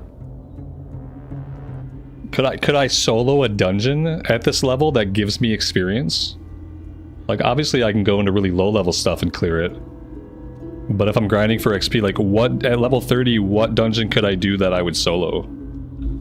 I don't know if I can kill elites. What about the ogres? Yeah, the ogres, I think some of the ogres might be casters though. Maybe. Actually, I don't, maybe some of them are shaman? Is arcane spec completely useless? I think so. In classic era, it feels like it's not really a viable spec. There's some interesting things going on in it. I've never tried to level as arcane spec.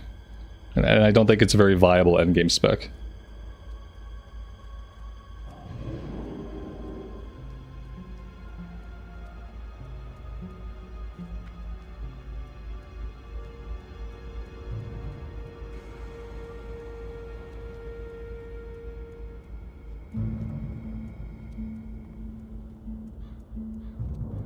That is Stitches.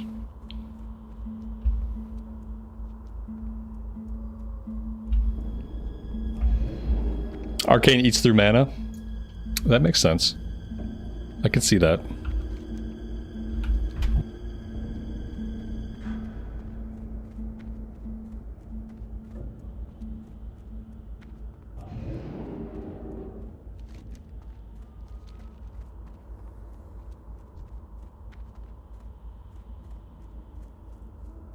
Let's come check out the ogre situation. They're like level 25, which is okay. But let's see like what types there are and like how many there are. We got lots of people here. Melee, melee, Fireweaver. Okay, so what if we... Let's try it like this. Okay. Yeah, I think I have a plan.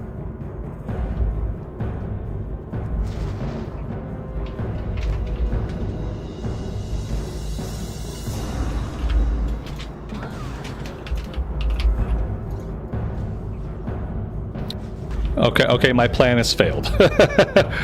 I had a plan. This guy busted my plan. Now my plan has fallen apart. Now I need new plan. I don't have new plan. Okay, new plan is let them leash, I guess. I guess that's new plan. Yeah. I'm not gonna be doing that. That's not gonna work.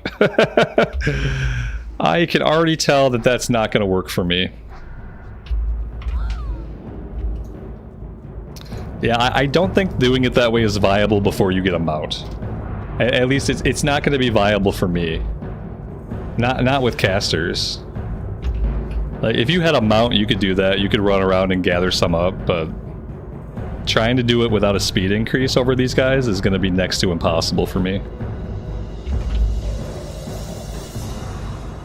Ugh. Ugh. Gross.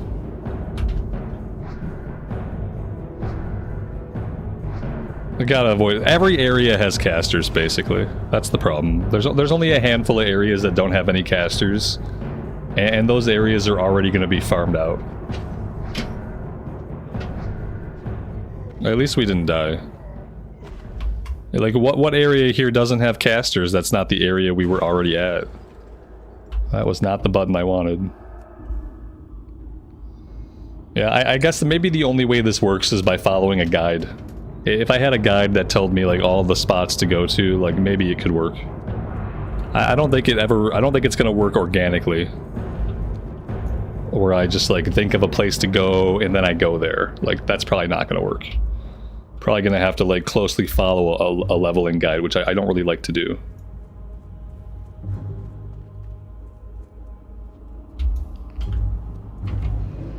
I'll try one more time up at the graveyard. So I think there's less possibility of encountering casters at the graveyard, but I think even up there some of them are casters.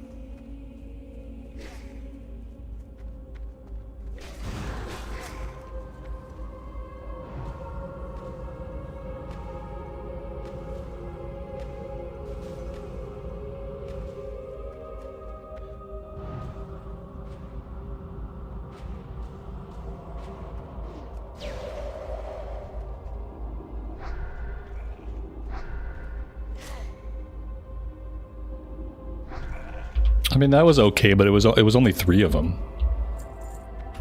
I'd like to at least do 4. 4 would be ideal. 5 would be excellent. 3 at a time... 3 at a time doesn't really do it for me.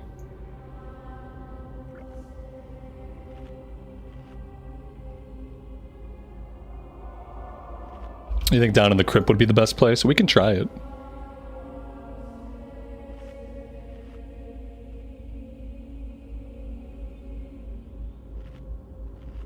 I feel like the downtime isn't even worth it unless you can get at least 4 enemies together.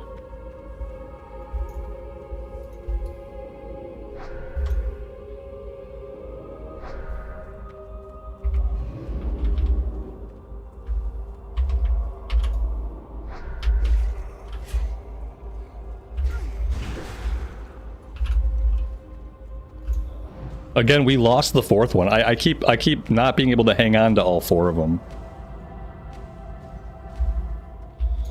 For some reason, they kind of got away from the freeze. Okay.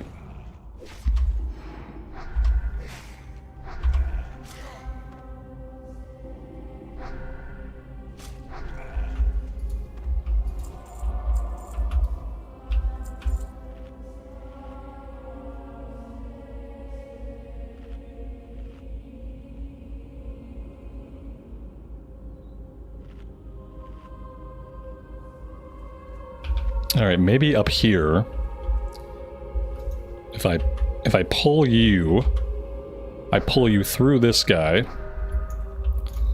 chain you over to this guy. See, they're not social aggroing. It's so strange.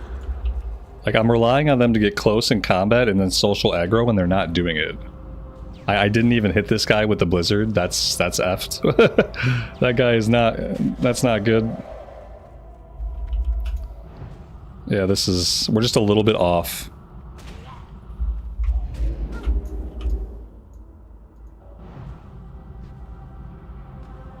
Not bad.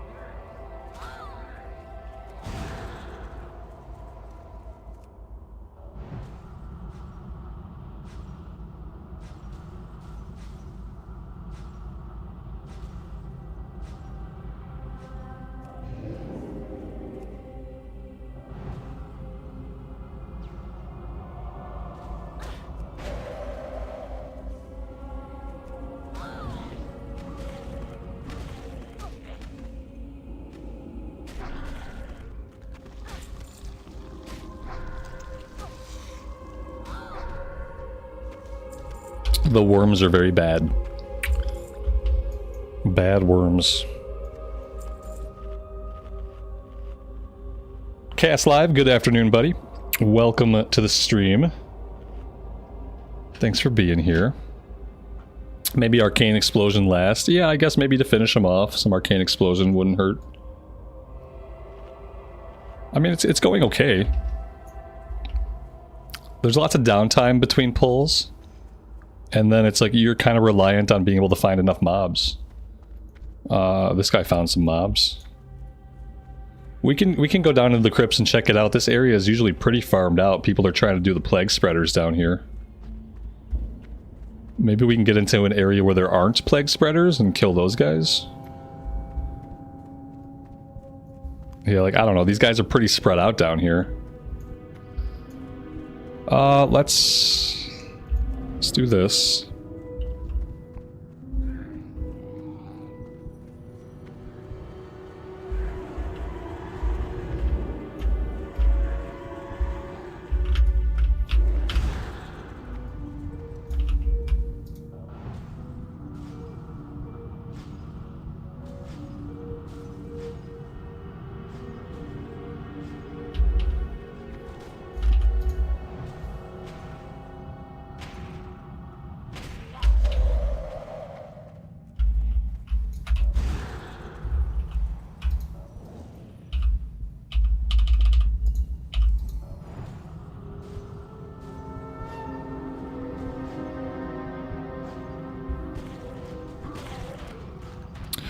All right. I mean, we had some mana issues there, but we got through it.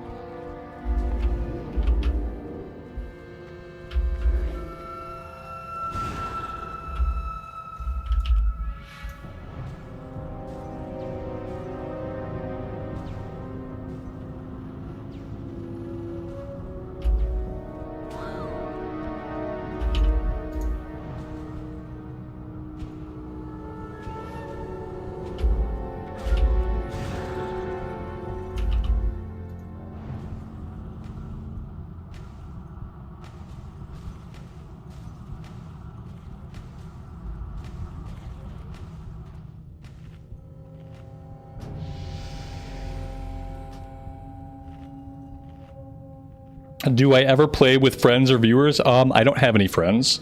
Do I play with viewers? Yeah. Yeah, we've done lots of stuff with people in the streams. Mm-hmm. Typically when I'm doing dungeons. Like, I don't really quest with other people. I like to quest mainly solo. But if we're running a bunch of dungeons, then yeah, absolutely.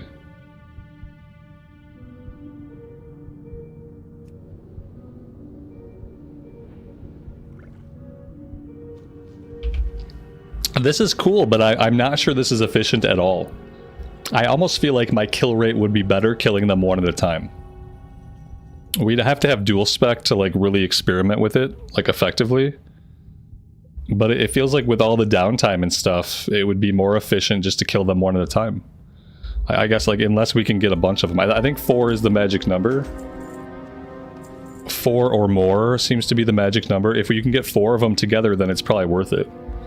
If you can't get at least 4 of them grouped up, then it's like, why bother? You're just gonna go through all your mana.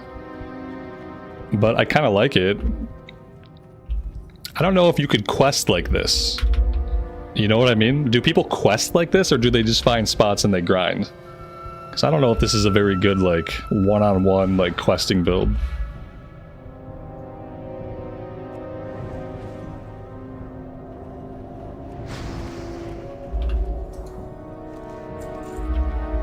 I wish they'd let us have dual spec earlier and not make us wait till level 40 for dual spec.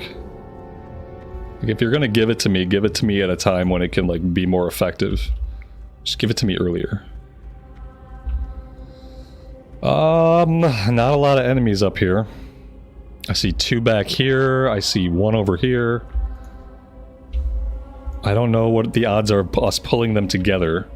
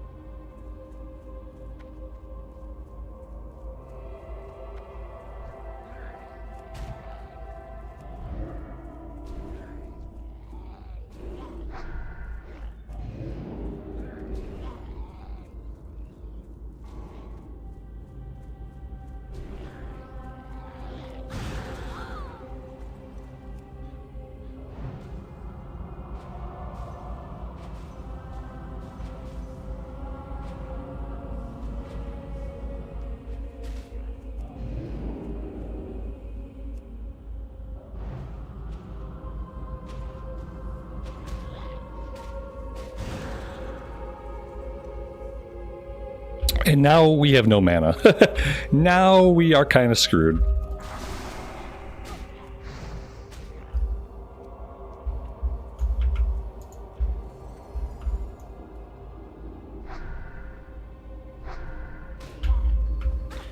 Ah, we lost them all. All that fucking work.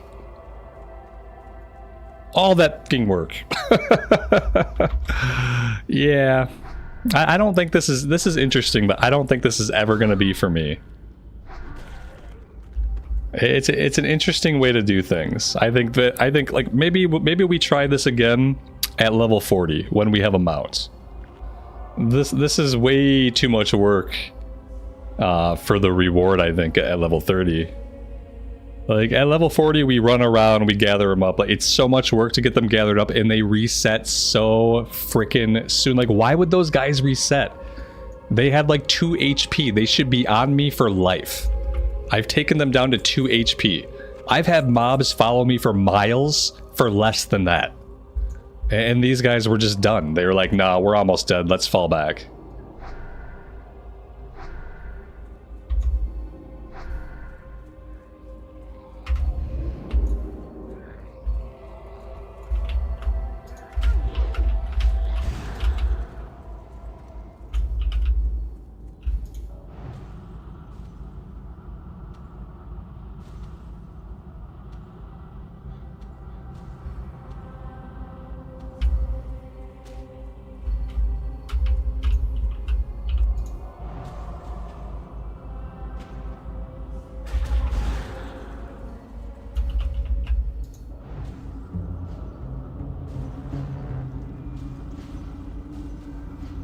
I could probably got a few ticks of evocation. I think evocation was on cooldown, wasn't it? I think it was on cooldown. Still got a 40 seconds on the cooldown. Well, what I need is I need to have a mana agate every single pull. It feels like I need to have a mana gen.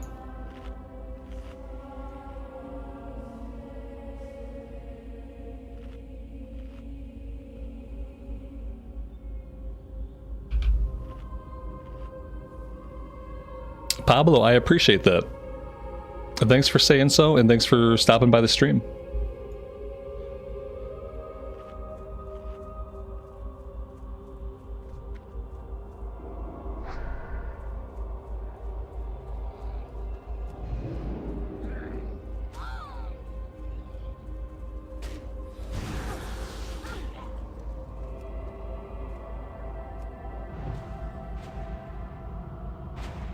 I think I already messed this one up. I'm not far enough away.